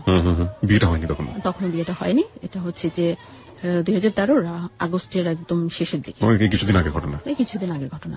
ডেট ঠিক হলো যে সেপ্টেম্বরের 6 তারিখ শুক্রবার বিয়ে হবে। ওই ডেটেই বিয়ে করতে রাজি হয়ে গেলাম। পছন্দ করে বিয়ে শাড়ি কিনলাম, বললাম যে আমি বউ সাজবো, বিয়ে করবো তো অবশ্যই বউ সাজবো, প্রত্যেকটা মেয়ের জীবনেই একটা স্বপ্ন থাকে। উনি বলছে যে এভাবে সাজিয়ে টাজিয়ে নিতে তো আমার বাসায় প্রবলেম হবে। বলছে আমি কিছু জানি না, কিন্তু আমার বউ সাজবো, ঠিক আছে দেখা যাবে। উনি কি প্রথম ওয়াইফের কাছ থেকে পারমিশন নিয়েছিলেন? উনি নিয়েছেন, এবং আমি নিজেও প্রথম ওয়াইফের সাথে ফোনে কথা বলেছি। আমাকে বাসায় যেতে বলেছেন যে তুমি চলো আমাদের বাসায় কথা বলবা তোমার আপুর সাথে। আমি বলছি না, বাসায় যাবো না, আমাকে ফোনে কথা বলতে দিন। তো 2 দিন আমি আপুর সাথে বিয়ের আগে কথা বলেছি। আপু টোটালি পারমিশন দিয়েছেন, ওনার প্রবলেম গুলো খুলে বলেছেন, তপু সম্পর্কে ওর ব্যাকগ্রাউন্ড সবকিছু আমাকে তুলে ধরেছে। আপু আমাকে এভাবে বললেন যে ঠিক আছে তুমি আসো, তোমাকে আমি আমার ছোট বোনের মতোই গ্রহণ করে নিব। ওনার মেয়ের সাথে কথা বলেছিলেন? না, মেয়ের সাথে কথা হয়নি। কথা বলা হয়নি। আপনাকে বলেছিল বাসায় যেতে, আপনি বাসায় যাননি। নোট অন দ্যাট পয়েন্ট, প্রিয় শ্রোতা। এই বিষয়গুলো কিন্তু খুবই গুরুত্বপূর্ণ। আগেও বেশ কিছু বিষয়গুলোকে আমি নোট করতে বলেছি, এগুলো একটু মাথায় রাখতে হবে গল্পের শেষের জন্য। এত কিছুর পরে যে বাসায় আপনাকে এভাবে নিতে প্রবলেমটা কোথায়? লাইক আপনি শাস্তে যাচ্ছেন, উনি শাস্তে দিচ্ছেন না, বা এরকম কোনো কিছু? এটাই জানতে চেয়েছিলাম। আমি বলছিলাম যে যেহেতু আপুর পারমিশন আছে, তাহলে আপু নিজে এসে আমাকে সাজিয়ে গুছিয়ে বিয়ে করে আমাকে বাসায় নিয়ে যাক। উনি বলছে যে না, তুমি এই যেটা করো না, আমরা এমনিতে পরে তুমি বসে যাও। আমাকে আরেকটু বলবেন যে এই যে শহীদের জন্য এতদিন ধরে অপেক্ষা, আপনি কি শহীদকে জানালেন যে আপনি বিয়ে করতে চাচ্ছেন? শহীদ তো আমার সাথে কোনো যোগাযোগ করে না, এবং শহীদের কোনো সেল নাম্বার, কোনো অ্যাড্রেসে আমাকে কখনো দেয়নি। লাস্ট কবে যোগাযোগ হয়েছিল ঘটনার আগে? কত বছর আগে বা কত মাস আগে? ওই তো 2004 জুনে লাস্ট কথা হয়েছে। তারপর শহীদ আর কখনো আমার সাথে যোগাযোগ করেনি। এরপরে সে দেশে এসেছে, তারপরও যোগাযোগ করেনি। ও বিয়ে করেছে, আমার সাথে যোগাযোগ করেনি। বিয়ে করেছে কবে? 2011 সালের মার্চ মাসে। এটা কি আপনি জানতেন? হ্যাঁ, ও দেশে আসার পরপরই আমি খবর পেয়েছি শহীদ দেশে এসেছে। ওর বিয়ে যখন ঠিক হয়েছে সেটাও আমি জেনেছি, ও বিয়ে করেছে, কাকে কোথায় বিয়ে করেছে। আপনি আপনার জায়গা থেকে কোনো বাধা দেননি? আমি কোনো বাধা দিইনি, কারণ ও এসে আমার সাথে যখন একবারে যোগাযোগ করার চেষ্টা করেনি, একবারে যখন বাবুল ভাইকে জিজ্ঞেস করেনি লিজা কেমন আছে, বেঁচে আছে কি মরে গেছে, তো আমি আর প্রয়োজন মনে করিনি। আমি নিজে থেকে যাওয়া মানে অপমান বোধ করা। আমি আমার আত্মসম্মানের জায়গা থেকে আমি কখনই ওর সাথে যোগাযোগ করছি। So that part already end, প্রিয় শ্রোতা। নতুন একটা সময় শুরু হচ্ছে, সেটা আরো 2 বছর পরে। ওকে, তারপর সেপ্টেম্বরের 6 তারিখ খুব সিম্পল ভাবে আমি রেডি হলাম। উনি আমাকে আমার বাসা থেকে গাড়ি দিয়ে নিয়ে আসলেন ওনার বাসা মালিবাগে একটা কাজী অফিসে। ওখানে আমি বলছিলাম আপনার ফ্রেন্ড সার্কেল কাউকে না কাউকে সাক্ষী হিসেবে রাখেন, যেহেতু আমার পক্ষ থেকে আমি কাউকে রাখতে পারছি না। উনি বলছে যে কাউকে লাগবে না, ঠিক আছে, একটা ছেলেকে রেখেছে, ওটা হচ্ছে ওনাদের অ্যাপার্টমেন্টের সুপারভাইজার। ওই ছেলেটাকে আমার উকিল ভাব করে কাজী অফিসে আমাদের বিয়েটা হয়। সিম্পলি বিয়ে করে বাসায় গেলাম। গেট খুললেন আপু, মানে ওনার ফার্স্ট ওয়াইফ। প্রথম দেখা ওনাকে আমি 5 ছুঁয়ে সালাম করলাম। উনি আমাকে বরণ করে নিলাম, ঘরে গেলাম, বসলাম। আমার বিবাহিত জীবনের এই শুরু। আপনি ওনার মেয়ের সাথে কথা বললেন, কি পেলেন এনভায়রনমেন্টে? ছিল ওর রুমে গিয়ে বসলাম, বসার পর ওর মেয়েও আসলো, মেয়ের সাথে আমাকে পরিচয় করা হলো। মেয়ে সালাম দিয়ে কথা বললো, ভালো মন্দ কুশল বিনিময়। এবং ওর মেয়ের বিয়ে দিয়েছে, মেয়ের জামাই বাসায় ছিল। মেয়ের জামাইও বাসায় ছিল? মেয়ের জামাইকে ডেকে এনে পরিচয় করানো হলো। ঠিক আছে, এতটুকু পর্যন্ত ঠিক আছে। যখন জানলাম যে আমি দেখলাম মেয়ে প্রেগনেন্ট। ওকে। তারপর মেয়ের আরো পিচ্ছি বাচ্চাটা কাচ্চাদের 3টা বাচ্চা, মেয়ের আরো 3টা বাচ্চা। আমি শকড হলাম। এগুলো আপনি জানতেন না আগে? জানতাম না। শকড কেন হলেন? মেয়েকে বিয়ে দিয়েছেন এতটুকু পর্যন্ত জানতাম, কিন্তু ওনার যে এতগুলো নাতি নাতনি আমার জানা ছিল না। Okay, now age is matter for you. নাতি নাতনি হয়ে গেল বলেই কি আপনি বয়সটাকে প্রাধান্য দিচ্ছেন নাকি? না, আমি বয়সটাকে প্রাধান্য দিচ্ছি না। আমি আসলে শক্ত হয়েছি যে এখন আমি কিভাবে আমার ফ্যামিলিতে এটা আমি অ্যাপ্রোচ করবো। Okay fine, now come to the point. একটা হচ্ছে যে ফ্যামিলিতে অ্যাপ্রোচ করার জায়গাটা তাকে থেকেই কঠিন ছিল। লাইক ওর একটা ওয়াইফ আছে, সে যেভাবে থাকুক না কেন কোমাতে আছে বা হোয়াটএভার ইট ইজ, তার একটা মেয়ে আছে প্রায় আপনার সমবয়সী, কয়েক বছরের ডিফারেন্স, সেই জায়গাগুলো তো কঠিন অলরেডি ছিল। এখন যদি একটু কঠিন হয় সেটা তো সমস্যা কোথায়? হোয়াটএভার ইট ইজ, তারপর আপনার কাছে কমপ্লেক্স মনে হচ্ছে, তারপর হলেও আমি ইজিলি মেনে নেওয়ার চেষ্টা করলাম। এই তো সংসার জীবন শুরু হলো আমার। ওখানে আসলে সবকিছুই তো কাজের বড়া করে। আমি একজন অতিথির মতো, মানে মেহমান যেভাবে থাকে এভাবে থাকতে। একটা ডিসিমিলারিটি পেলাম, সেটা হচ্ছে যে আপনি যে ছেলেটার সাথে বিয়ে হওয়ার কথা হয়ে আপনার গায়ে হলুদের অনুষ্ঠান থেকে বিয়ে ভেঙে গেল, সেখানে আপনার একটা স্বপ্ন ছিল যে আমার সাথে যেন ব্যালেন্স হয়। কিন্তু আপনি এখানে যাকে বিয়ে করলেন সে একটা কোম্পানি, প্রিয় শ্রোতা আমি জানি কোন কোম্পানি, এটা আমার জায়গাটা থেকে বলাটা, অনুষ্ঠানের জায়গা থেকে বলাটা ঠিক হবে না। উনি যাকে বিয়ে করেছেন তিনি খুবই স্বনামধন্য একটা কোম্পানির এক্সিকিউটিভ ডিরেক্টর, এবং তার তো ইকোনমিক স্ট্যাটাস অনেক রিচ হওয়ার কথা, অনেক হাই হওয়ার কথা। হ্যাঁ, ওটার 3টা ফ্ল্যাট আছে, পার্সোনাল গাড়ি আছে, কোম্পানির গাড়ি আছে। ফাইন, তো আপনার জায়গা থেকে অনেক স্ট্যাটাস অনেক হাই হয়ে গেল না? হ্যাঁ, এই কারণেই তখন আমি কোনো প্রবলেম মনে করিনি, কারণ তো উনি তো অলরেডি ম্যারিড, এক মনে মেয়ে আছে। তার জায়গা থেকে কিছু না কিছু নেগেটিভ কিছু আছে। হ্যাঁ, নেগেটিভ আছে বলেই তো। This is logic. Okay fine, তো তারপর কি হলো? ও পরদিনই অফিস করলো, অফিসে গেল, সকালবেলা বিদায় দিলাম। প্রথম মানে হাজবেন্ডকে মানে সকালে বিদায় দেওয়া, যেটা চা নাস্তা করিয়ে অফিসে গেল। সন্ধ্যা অপেক্ষা, মাঝখানে ফোন দিল, কথা হলো। সন্ধ্যায় ঘরে ফিরলো, আমি ওকে রিসিভ করলাম। এই তো এভাবে আমাদের চলতে চলো সংসার জীবন। আমি ওদিক দিয়ে খুব ভয় পাচ্ছিলাম যে ব্যাপারটা আমি মাকে কিভাবে জানাবো, আমার ফ্যামিলিতে কিভাবে জানাবো। ও আমার সাথে খুব ভালো ব্যবহার, চলছি প্রথম 1 মাস 2 মাস। এর মধ্যে মাকে একদিন সাহস করে আমি বলে ফেলছি। বলে ফেলার পর ওপাশ থেকে আমার মার ভয় শুনে মনে হচ্ছে যে আমার মা মনে হয় সেন্সলেস হয়ে গেছে স্ট্যাটাস শোনার পর। আর আমি মাকে তো মিথ্যে বলতে পারবো না। ও আমাকে বলতো যে আমার সাথে কথা বলাও, শ্বশুর শাশুড়ি আছে, সালাম করবো, শ্বশুরবাড়ি যাবো না। আর আগে বিয়ে করেছি, ওখানে শ্বশুর শাশুড়ি ছিল না, এরকম একটা মেয়েকে বিয়ে করেছিলাম। এখন তো আমার শ্বশুর শাশুড়ি আছে, মানে ও শ্বশুর বাড়ি যাওয়ার জন্য খুব বেশি ইয়ে করছিল, দেখাচ্ছিল। তো আমি বলছি যে একটু টাফ হয়ে যাবে, তো আস্তে আস্তে ম্যানেজ করতে হবে।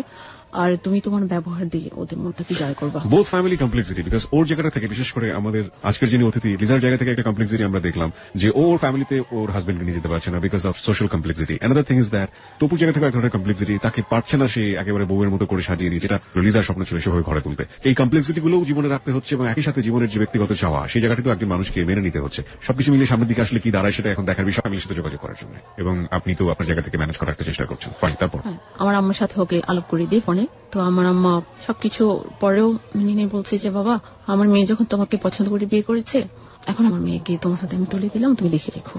তখন বললো যে আম্মা, ওকে নিয়ে আপনি কোনো চিন্তা করবেন না, আমি ওকে দেখে রাখবো। তো আমিও মনে মনে চিন্তা করতাম যে আসলে আমার যেরকম একটা সাপোর্ট দরকার ছিল, আমি মনে হয় সেরকম একটা সাপোর্টই পেয়েছি। জবের জায়গাটা কি হলো? জব ছেড়ে দিয়েছি। জবটা কেন ছাড়লেন? জব ছেড়ে দিয়েছি নিডনি। যদি আমার আর্থিক সচ্ছলতা থাকে আমার সংসারে, তাহলে আমি কষ্ট করে জব করবো না। সো যেটা হচ্ছে you sacrifice yourself. Okay fine, তারপর ভালো চলছে আমাদের সংসার। প্রতিদিন সন্ধ্যায় অপেক্ষা করা, হাজবেন্ড ঘরে ফিরবে, ওকে চা করে দেওয়া, খাওয়ানো। আমি একটু ক্রিটিক্যাল জায়গাতে যেতে চাই। এইগুলো না, লাইক আপনার যিনি বুবু ছিলেন বা বোন ছিলেন, লাইক বোন বলবো না কি বলবো আমি জানি না, সত্যি শব্দটা উচ্চারণ করতে চাই না, কেমন লাগে, অড লাগে, আপু ডাকেন। তার সাথে তার রিলেশনশিপটা কেমন ছিল? লাইক আপনি ঘরের ভেতর রিলেশনশিপটা ভালো ছিল। তবু হচ্ছে একটু হট মেজাজ, তখন রেগে যায়, একটু রাগারাগি করে, আবার সব ঠিক হয়ে যায়। ওনাদের ব্যাপারটা কেমন? আলাদা রুমে থাকতেন, ও থাকতো আলাদা। বিয়ের পর আমি পার্মানেন্টলি হয়ে গেছি, মানে ব্যাড শেয়ারটা ওটা বলতে গেলে 23 বছর ধরে নেই ওদের মধ্যে। কত বছর ধরে নেই? 23 বছর। ওনার বেবি হওয়ার পরেই তো উনি ইনভ্যালিড। 23 ইয়ার্স কোনো চেষ্টা করেননি বিয়ে করার জন্য? হ্যাঁ, অনেক চেষ্টা করেছেন, বিয়ে ঠিক হয়ে ভেঙে গেছে। উনি অনেক গল্প বলেছেন যে অনেক জানতে গিয়ে দেখা গেছে যে হয় আমি পছন্দ হচ্ছে না আমার, কিংবা আমাকে ওরা পছন্দ করছে না, এরকম করে বিয়েটা হচ্ছে না। তো আমার যে আপু এবং ওনার মেয়ে, ওদের সাথে আমার রিলেশন খুব ভালো না খারাপ না। ও আমাকে কেন জানি বলতো যে তুমি ওদের সাথে খুব একটা মিশবা না, অ্যাভয়েড করবা। আমি বললাম যে অ্যাভয়েড করবো কেন, মনে মনে চিন্তা করলাম। আমি আবার আপুর সাথে মিশলে আবার অনেক কথা শেয়ার হতো। আপু উনি আবার প্রাইমারি স্কুলের টিচার, উনি এখনো জব করেন, তবু শুধু টাকা এনে দেয়, পুরো সংসারটা উনি পরিচালনা করে। মানে আপনার বড় আপু যিনি, মানে আপু যিনি? হ্যাঁ হ্যাঁ, আপু যিনি। হ্যাঁ, সম্পর্ক ভালো, ঠিক চলতেছে। কিন্তু তবু মাঝে মধ্যে আমার সাথে একটা ঝামেলা করতো যে মানে খুব বেশি শ্বশুর বাড়ি যাওয়ার ইয়েটা নিয়ে। তো ওইটা সারা নিয়ে আমার সাথে একটু খিটিমিটি করা শুরু করলো। আর এটা কি, একটু ধৈর্য তো ধরতেই হবে, যেখানে একটু উইক পয়েন্ট আছে। ও বলছে না, আমার নাতি আছে, তাতে কি হচ্ছে, তুমি কেনানি হয়েছ, তোমার পেট থেকে তো কোনো সন্তান হয়নি।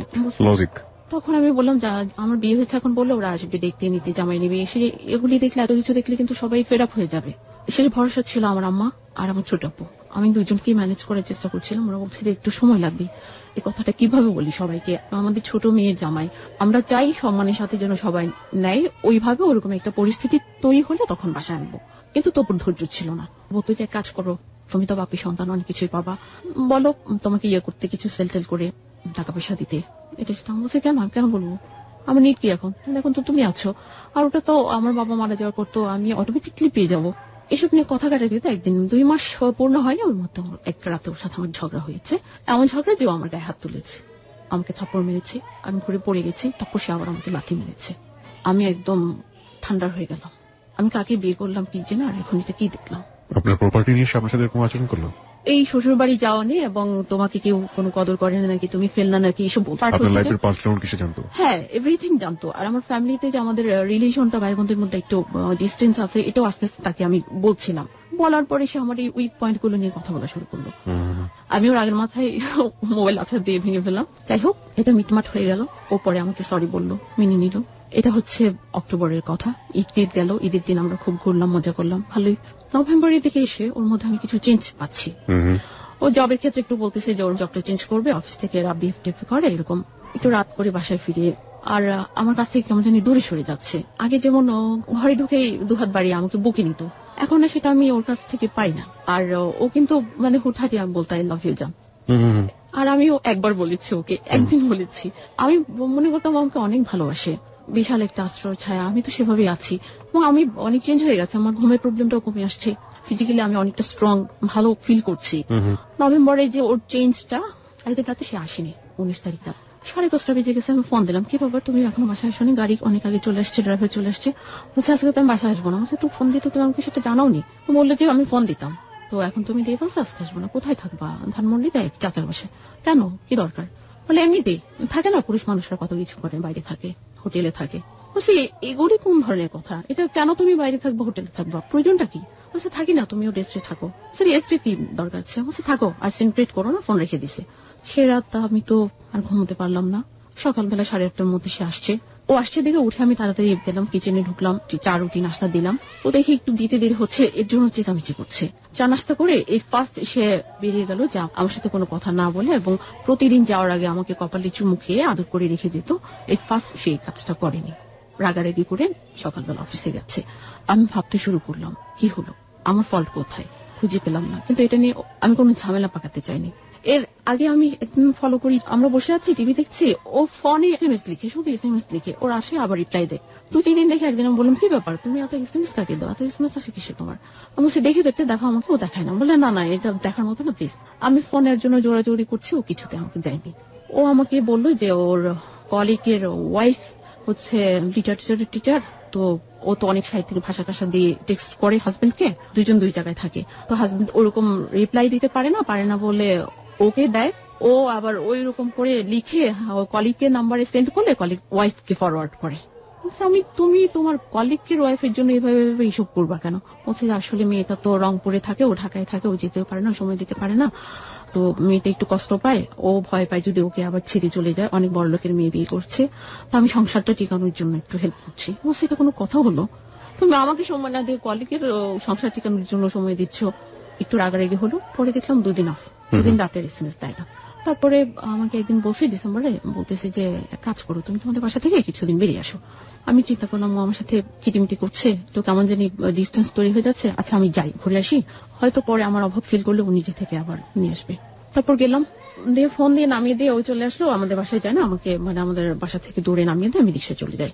আপনার বাসার কাছাকাছি গিয়ে ও রিটার্ন চলে আসলো? হ্যাঁ, ওকে আমি ঢুকে। আপনার বাসার লোকজন জানতো যে জামাই পৌঁছে দিয়ে যাচ্ছে, এরকম কোন ব্যাপার? হ্যাঁ, আমার আম্মা জানতো, আপু জানতো, কিন্তু তখনও নেওয়ার সিচুয়েশন তৈরি হয়নি। ওরা সিরিয়াসলি ব্যাপারটা নিচ্ছিল যে জানুয়ারির মধ্যে ওকে বাসায় নেওয়া হবে, একটু অ্যারেঞ্জমেন্ট করার চেষ্টা ওরা করছিল, সবাইকে জানি।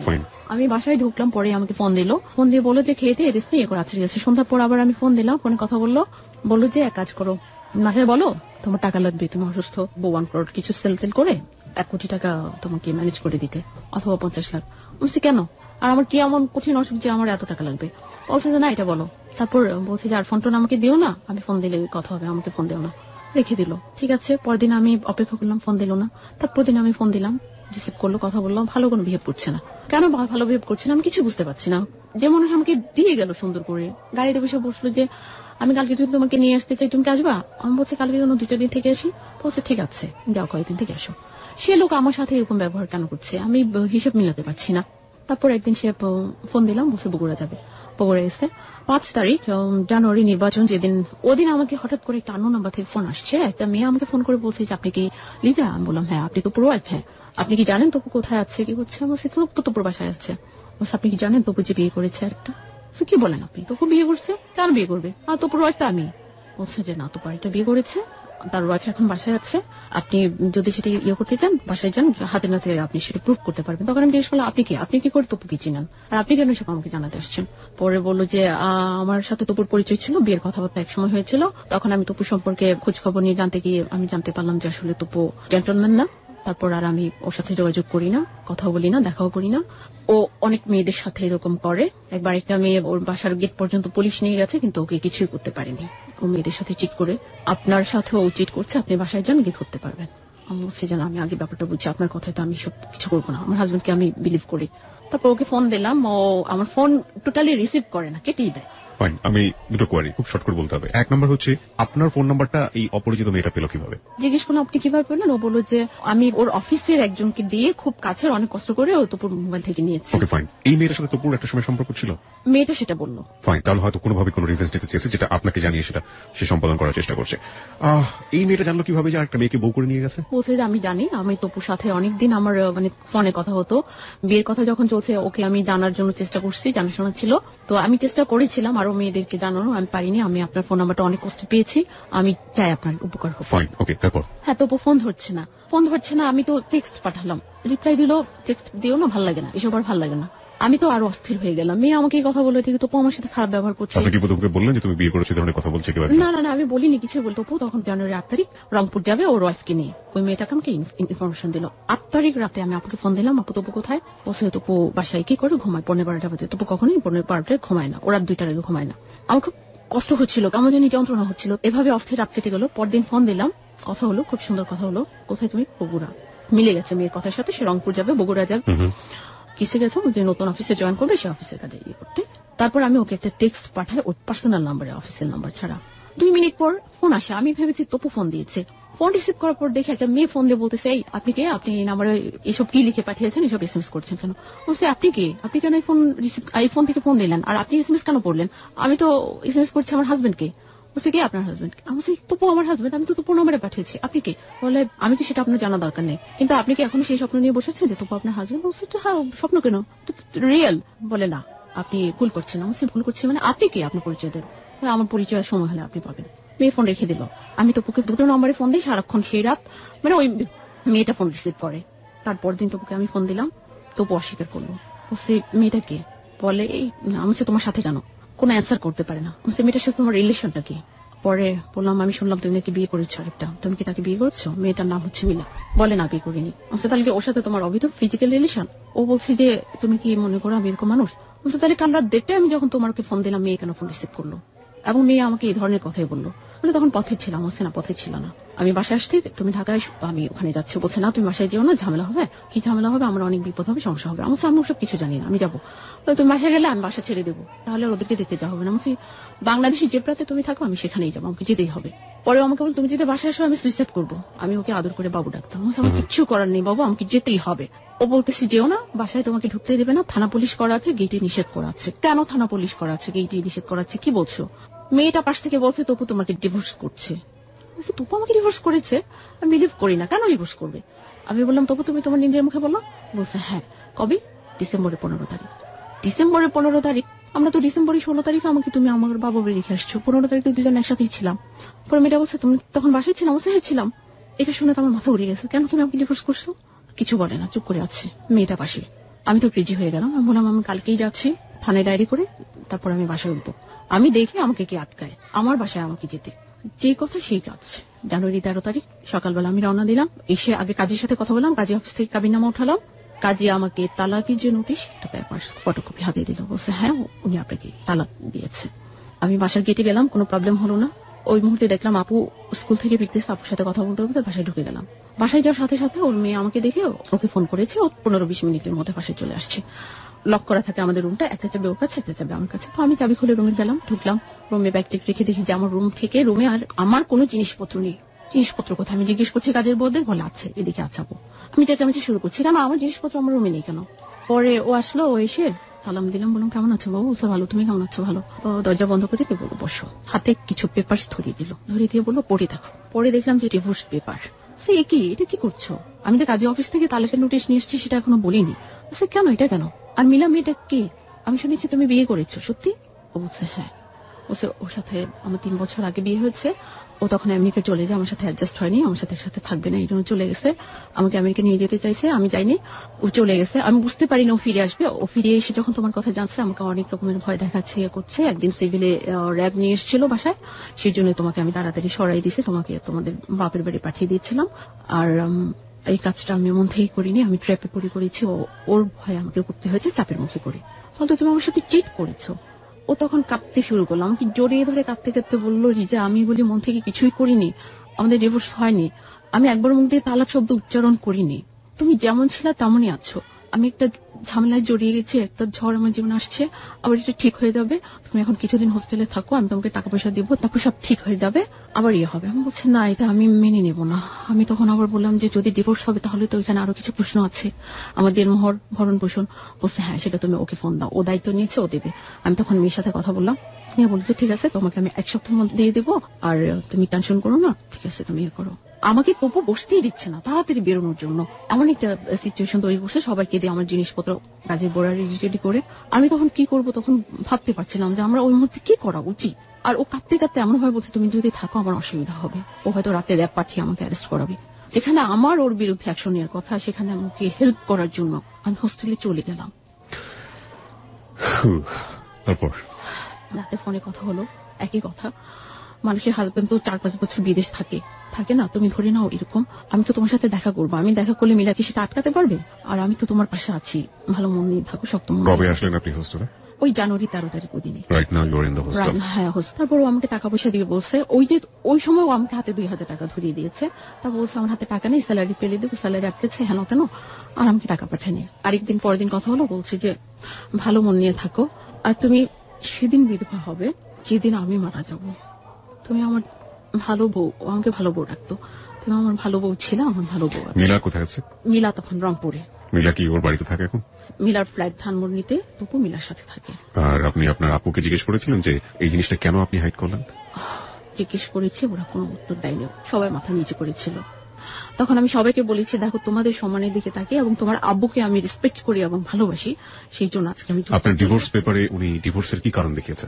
ডিভোর্স পেপারে যে কথাগুলো লিখেছে আমার সমস্ত পেপারস এখানে আছে। আপনি আমাকে পেপারস দিবেন একটু? আমি এগুলি পড়ে বলছি তুমি তাহলে এগুলি কেন লিখেছো? ও বলছে এগুলি লেখার জন্য লিখতে হয়। এটা কাবিননামা, এটা লিগাল নোটিশ, ওটা কাজী অফিস থেকে পাঠানো তাহলে। What is the reason? আপনি এটা পড়েন।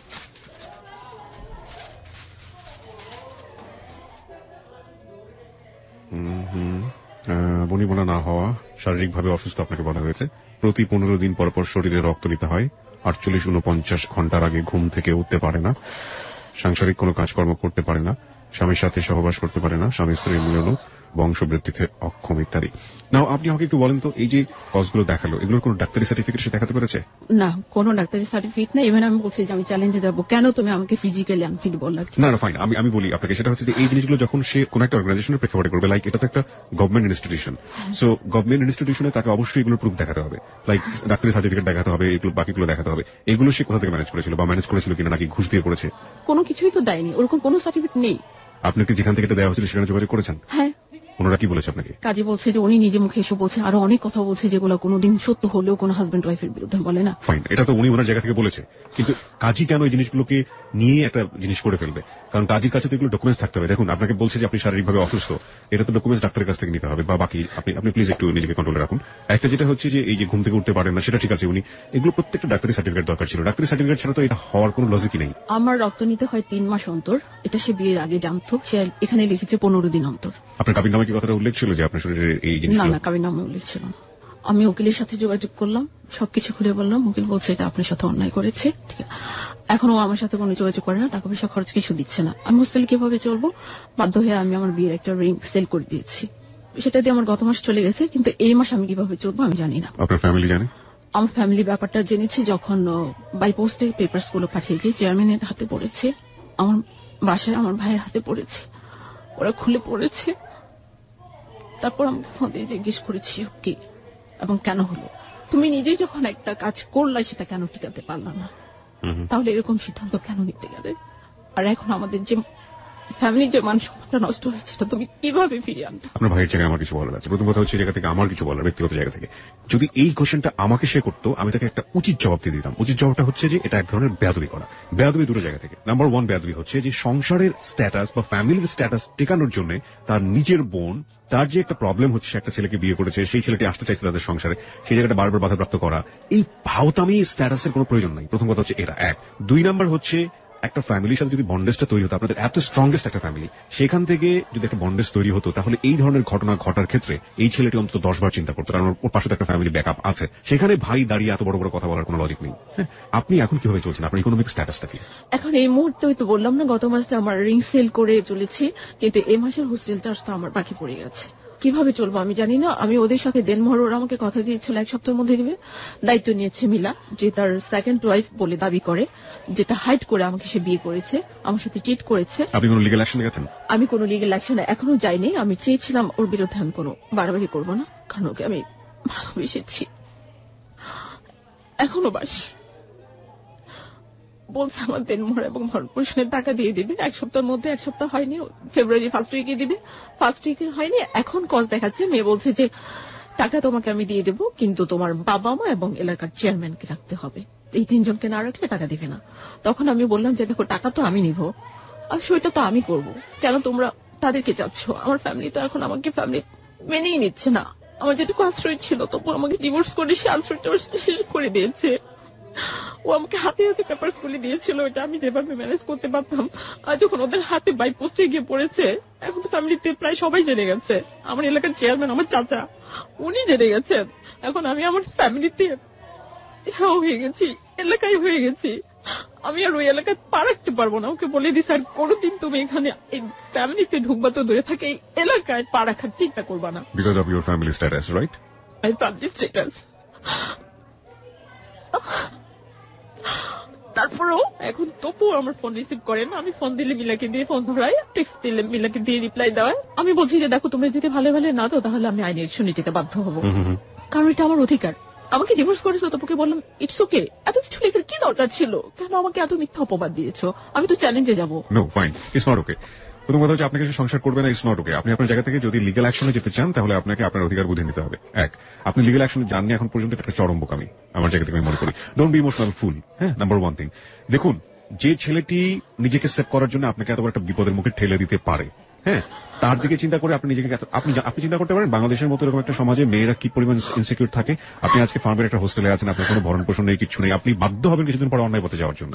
এবং আপনি নিজেকে একটু কন্ট্রোল করুন প্লিজ। আমার মনে হয় ভেঙে ফেললে হবে না। এখানে বলি কি ইভেন সে এই ধরনের টেক্সট যদি আপনার ফোনে আপনি দেখেন এখন আছে, আমাকে বলে যে ঠিক আছে আমি টাকা দিয়েছি না, চলতে কষ্ট হচ্ছে, দেখো ব্যবসা করে চলো। 2 দিন আগে আমার মাকে ফোন দিয়ে মিলা পুলিশ এসে বলছে যে আপনার মেয়ে যে ঢাকায় থাকে কিভাবে চলে কি করে জানেন? আমার মা জিজ্ঞেস করছে কি করে, বলছে হোটেলে থেকে তো ব্যবসা করে। এগুলো যদি পত্রিকায় ছবি দিয়ে দেয় আপনাদের কি সম্মান বাড়বে? আর আপনার বুড়ো হাজবেন্ডকে যদি পুলিশ দিয়ে অ্যারেস্ট করে নিয়ে এসে আপনাদের ফ্যামিলি কি সম্মান বাড়বে? আপনি একটু আমার কথা শুনবেন মনোযোগ দিয়ে প্লিজ। আপনি রং অ্যাঙ্গেলে হাঁটছেন। আমি চাচ্ছিলাম না কোনো আইনি ঝামেলায় যাই। তো পরে এই কথাগুলো আজকে আমি জীবনের গল্পেও আসতাম না যদি ওরা আমাকে যে কথাটা দিয়েছিল ভালো ভালো দিয়ে দিবে, যদি দিয়ে দিত আমার টাকা পয়সা। আমার জীবনের একটা অ্যাক্সিডেন্ট এবং ভাগ্য, আমার ভাগ্যে এটাই লেখা ছিল। আমার স্বামী ভাগ্য ভালো না। আমার যে স্বপ্ন ছিল যে আমি সংসার করব, আমার বেবি হবে, স্বামী সংসার, এসব হয়তো আমার কপালে নাই। এটা চিন্তা করে আমি হয়তো নিজেকে মানিয়ে নেওয়ার চেষ্টা করতাম। আপনি টাকাটাকে বড় করে দেখি কি আপনি জীবনের গল্পে এসেছেন? না না, টাকাটাকে বড় করে আমি দেখিনি। আমি তোমাকে লাভ করি বলেই কোন আইনি অ্যাকশনে যেতে চাইনি, কারণ আমি জানি আইনি অ্যাকশনে গেলে তো এটা জানাজানি হয়ে যাবে। আপনার তো সবকিছু শেষ করে দিয়েছে, তারপর আপনি ওকে লাভ কেন করতে যাবেন? কারণ সে আমার হাজবেন্ড ছিল। এখন আমি ডিভোর্স থেকে মেনে নিই না, আমি গ্রহণ করতে পারি না। আমি জানি যে বাঙালি নারীদের এই যে সফট কর্নার, এটা অনেক সম্মানের, এটা অনেক ভালো লাগার, কিন্তু কথা হচ্ছে যে এটা কতদিন থাকবে? যখন আপনি বাস্তবের মুখোমুখি হবেন, চরম রূঢ় বাস্তবের মুখোমুখি, এখন তো হননি, আরো কিছুদিন পরে হয়তো হবেন, এবং আপনার শরীরের এই অসুখ, আপনার এডুকেশনাল স্ট্যাটাস, আপনার no career, you don't have any money, দুনিয়ার সমস্ত রিয়েলিটি একটু পরপর আপনার সামনে আসতে থাকবে এবং আপনি অনেক বেশি ফেড আপ হয়ে যাবেন। আপনার বাবার অনেক প্রপার্টি আছে, তারপরেও আপনার কোনো ব্যাকআপ নেই। You have lot of brother and sister, they don't have any support for you. সবকিছু মিলিয়ে আপনি এখন যে জায়গাটায় দাঁড়িয়ে আছেন, সেখান থেকে এই যে হাজবেন্ডের প্রতি এই ধরনের দায়িত্ববোধ, ভালো লাগার প্রতি এই ধরনের দায়িত্ববোধ, কিংবা ওই খুব অবাক ভাবে তাকিয়ে থাকা কবে আপনি দিনমোহরের 1 লাখ টাকা পাবেন। আমি অবাক হয়ে গেছি এরকম একটা মানুষ আপনাকে বিয়ে করেছে মাত্র 1 লাখ টাকা দিনমোহর দিয়ে। এইগুলো যে 3 লাখ টাকা, 3 লাখ টাকা খুব বেশি টাকা না। 4 লাখ টাকা থেকে 1 লাখ ওষুধ, আর 3 লাখ টাকা যেটা এখন আমি পাও না। আচ্ছা, তো আপনি হয়তো 3 লাখ টাকাকে পুঁজি করে একটু বাঁচার স্বপ্ন দেখছেন, এগুলোই তো ফ্যাক্ট। আমি জানি অনেক কমপ্লেক্সিটি আপনাকে ফেস করতে হবে, কিন্তু এটা আমরা বলতে পারি সরকার এবং সরকারি সহায়তায় বাংলাদেশের নারীর অধিকার রক্ষা করার জন্য বিভিন্ন অর্গানাইজেশন থেকে শুরু করে আইনি যে ব্যাপারগুলো আছে সেগুলো অনেক শক্তিশালী। হ্যাঁ, হতে পারে আপনার পেছনে কোনো ব্যাকআপ নেই, আমরা বলতে পারি যে আপনি দরকার হলে নারী যে সংস্থাগুলো আছে সেগুলোর সাথে যোগাযোগ করুন। আমি গিয়েছিলাম, আমি আসলে আশানুরূপ সাহায্য পাইনি। সব জায়গায় দেখি যে টাকা পয়সা কম হলেও বেশি হলে লাগবে, আর ওরা জানে যে আমার হাতে কোনো টাকা নেই। সো আমাকে বলে যে উকিল তোমার চেহারা দেখে কাজ করবে না, তার জন্য টাকা লাগবে যেটা তোমার নেই। আর তুমি বাড়াবাড়ি করতে গেলে মিলা আমাকে সব কথা বলে যে তোমাকে ফু দিয়ে উড়িয়ে দিব, আমাকে মাইনাস করে দিবে পৃথিবী থেকে, এ ধরনের হুমকি দিচ্ছে। আরো নোংরা কথা বলে যে আমাকে লোক দিয়ে গণধর্ষণ করাবে। বলছে কেন এসব করছে, আমার অন্যায়টা কি? অন্যায় করলে তপু করেছে, তুমি তপুকে শাস্তি না দিয়ে আমাকে কেন দিচ্ছ? সে বলছে যে সেটা পরে দেবো, কিন্তু আমার বিরুদ্ধে ও মাঠে খেলতে নেমেছে। ওর বাবা নাকি মেজর, দুলাভাই ম্যাজিস্ট্রেট, ওদের পাওয়ার দেখাচ্ছে, টাকা এবং ক্ষমতা সবকিছুই পাওয়ার দেখে আমার সাথে ব্যবহার করছে। এখন তপুর সাথে আমি কোনোভাবে কন্ট্যাক্ট করতে পারি না, আমি ফোন দিলে তপু ফোন রিসিভ করে না, আমার সাথে কথা বলে না। আর এখন আরো একটা মেয়ে আমাকে ফোন দিয়ে বলে স্টিল নাও তপু ওই মেয়ের সাথে 5 বছর আগে রিলেশন ছিল, এই মেয়ের সাথে এখন ফোনে কথা বলে। আমাকে যে রিসেন্টলি ডিভোর্স করলো আর মিলা ওর লাইফে আছে, এগুলো এখন হাইড করে এখন সে তার ফোন প্রেমালাপ চালিয়ে যাচ্ছে মিলার অপচরে। সেই রেকর্ড মেয়েটা আমাকে ফোনে শুনিয়েছে। আমি ঠান্ডা হয়ে গেছি। যে মেয়েটা আপনার সাথে এতটা কথা বললো বা এতটা থ্রেট করলো বা করে যাচ্ছে, রাবের ভয় দেখাচ্ছে, এ করছে, ওই মেয়েটা কি বিয়ে করেছে? মিলা দাবি করছে মিলা তপুর স্ত্রী। আমি ওদের কাবিনামা দেখতে চেয়েছি, ওরা আমাকে দেখায়নি, শুধু বলছে যে মিলা বলছে যে তুমি কি মনে করো যে আমি তোমার মতো বোকা আর এত কাঁচা কাজ আমি করবো? ফাইন, রাইট নাও আপনি আমাকে বলেন আপনার প্ল্যানটা কি? আমি এখন কি করবো, আমি দিশেহারা, সিদ্ধান্ত নিতে পারছি না। এখন এই মুহূর্তে আমার কাছে এই 3 লাখ টাকা আর আমি 3 মাসের ভরণ পোষণ আরো 50,000 করে 1.5 লাখ, মানে টোটাল 4.5 লাখ টাকা দাবি করেছি। এটা আমার কাছে অনেক বড় কিছু আমার লাইফে বেঁচে থাকার জন্য। First you want to sustain, then আপনি যেটা করতে চান, আপনি অ্যাকশনে যেতে চান। আমি অ্যাকশনে যেতে চাই, কিন্তু তার জন্য আমার unit of backup. Okay fine. প্রিয় শ্রোতা, ও যে কথাগুলো বললো এখানে, সেই জায়গাটা থেকে আমরা কিছু অ্যাঙ্গেল ট্রাই করবো রাইট নাও, যেটা এই গল্পের বিভিন্ন জায়গা থেকে সেটা সম্ভব। আমরা জানতে চাইবো যে এই ধরনের অ্যাঙ্গেল থেকে একটা মেয়ের জন্য কি করণীয় আছে, সেই ইকোনমিক ব্যাকআপটা কি হতে পারে। 1, 2 নম্বর যেটা, সেটা হচ্ছে যে ও যার এগেইনস্ট এই কমপ্লেন গুলো করেছে তার পরিচয় আপনারা জানেন না, আমরা পরিচয়টা হাই করি, তার সঙ্গে সরাসরি কথা বলার চেষ্টা করবো, এবং এই যে চেষ্টার ব্যাপারটি সেটা পুরো সপ্তাহ জুড়ে চলেছে। এই মুহূর্তে শাকিল সেই বিষয়গুলো এখানে উপস্থাপন করবে। আমরা শাকিলকে অনুরোধ করছি পুরো বিষয়টি তুলে ধরার জন্য, কি বলেছে তারা তার এগেইনস্টে, এবং এই মুহূর্তে যে মেয়েটি আমাদের সঙ্গে জীবনের গল্প বলছে লিজা, তার আসলে দাঁড়ানোর জায়গাটা কোথায় সেগুলো আমরা একটু জানার চেষ্টা করছি। ডিসেবল ইন টার্মস অফ আর মেন্টালি এন্ড ফিজিক্যালি, তাকে দেখতে মনে হবে যে apparently she is okay, but সে হাইড করেছে। এর আগেও 2 times she got marry and বাসের ঘর থেকে তার 2টা হাজবেন্ড পালাইছে আগে। যেহেতু আমার যতটা না অবস্থা তার চেয়ে সে বেশি মনে করে, so that one kind of blackmailing এ সে ব্যস্ত আমাকে নিয়ে। আর সে মানসিক এবং শারীরিক ক্ষতিগ্রস্ত। সে মনে করে সে প্রতারিত, আমি মনে করি আমি প্রতারিত। যেহেতু একজন পুরুষের জন্য ফিটটা তার বিয়ে করা ঠিক। এটা করে she spoiled my time, she spoiled my career, she spoiled my profile life. টাকা পয়সা যদি দিতে হয়, she must come with her guardian. Guardian বলতে তার ব্লাড রিলেটেড ভাই অথবা তার ফাদার। আর তাকে ফোন নাম্বার দেওয়া আছে, she can talk to my advocate. এটা আমার উকিলই সেটেল করে ফেলবে, আমার জড়িত হওয়ার দরকার নেই। কারণ ওই চাপ বদল আমার জীবনে ওই কলঙ্কের সামনে আর আমি যেতে চাই না। লিজাকে 90 দিনের মধ্যে যদি সে ডিভোর্সটা উইথড্র করে, তাহলে লিজার চাওয়ার সাথে এখানে পাওয়ার মিল হলো। কিন্তু যদি সে উইথড্র না করে, তাহলে লিজাকে ধরে নিতে হবে যে এই তালাকটা আশ্রয় হয়ে গেল। তার যতটা দেনমোহর আছে সে সম্পূর্ণটাই দাবি করতে পারবে, এবং যতদিন পর্যন্ত তার হাজবেন্ড তাকে ডিভোর্সের আগে অতীত ভরণ পোষণ সে দাবি করতে পারবে, এবং ডিভোর্স পরবর্তী 3 মাস পর্যন্ত মেনটেন্যান্স সে দাবি করতে পারবে। বলতে যে লিজা একটা অ্যাডাল্ট মেয়ে, তার রাইটস এস্টাবলিশ করার জন্য তার পরিবারের লোকের তার সহযোগিতার দরকার নাই, সে একাই তার এটা রাইটস দাবি করতে পারে। আইনি সহায়তা লাভের যদি কোনো জায়গা না থাকে, তাহলে তো অবশ্যই আইন ও সালিশ কেন্দ্রে আসলে এখানে বিনামূল্যে আমরা আইন সহায়তা দিয়ে থাকি। চেষ্টা করবো যে তার কোনো ধরনের মামলা ফাইলিং না করে তার হাজবেন্ড যদি দিয়ে দেয়, তাকে আমরা নোটিশ নোটিশ করবো। নোটিশে যদি সে মনে করে যে হ্যাঁ তার দিয়ে দেওয়া উচিত তাহলে তো খুবই ভালো। যদি না দেয় তাহলে লিজার পক্ষ থেকে যত দূর পর্যন্ত মামলা, এটা হচ্ছে ফ্যামিলি কোর্টে, তারপরে যদি তার আপিল হয় হাইকোর্টে, সুপ্রিম কোর্টে, যত দূর পর্যন্ত যাওয়া লাগে তার অধিকার আদায়ের জন্য, তাহলে আইন সালিশ কেন্দ্র বিনামূল্যে তার এই মামলাগুলো চালাবে। হ্যালো 8920 যারা শুনছেন তাদের জন্য আমার একটা মেসেজ হলো, অনেক ক্ষেত্রেই মেয়েরা ডিভোর্স নোটিশ পাওয়ার পর খুব বেশি ভেঙে পড়ে। এখন সময় এসছে এই ভেঙে পড়া থেকে বের হয়ে আসার জন্য তাদের দাঁড়াতে হবে নিজের পায়ে। আর্থিকভাবে যখনই একজন সক্ষম হবে তখনই কথায় কথায় এই ধরনের ডিভোর্সের প্রবণতাও কমে আসবে বলেই আমাদের বিশ্বাস। ধন্যবাদ শাকিল। আপনারা শেষে কিছু বলার আছে? I need help. আমি এখন একদম শূন্য, আমি দিশেহারা হয়ে গেছি, আমার পায়ের তলায় মাটি নেই, আমি কিভাবে আবার উঠে দাঁড়াবো বুঝতে পারছি না। আমি শুধু এটা জানি যে আমার হেল্প দরকার।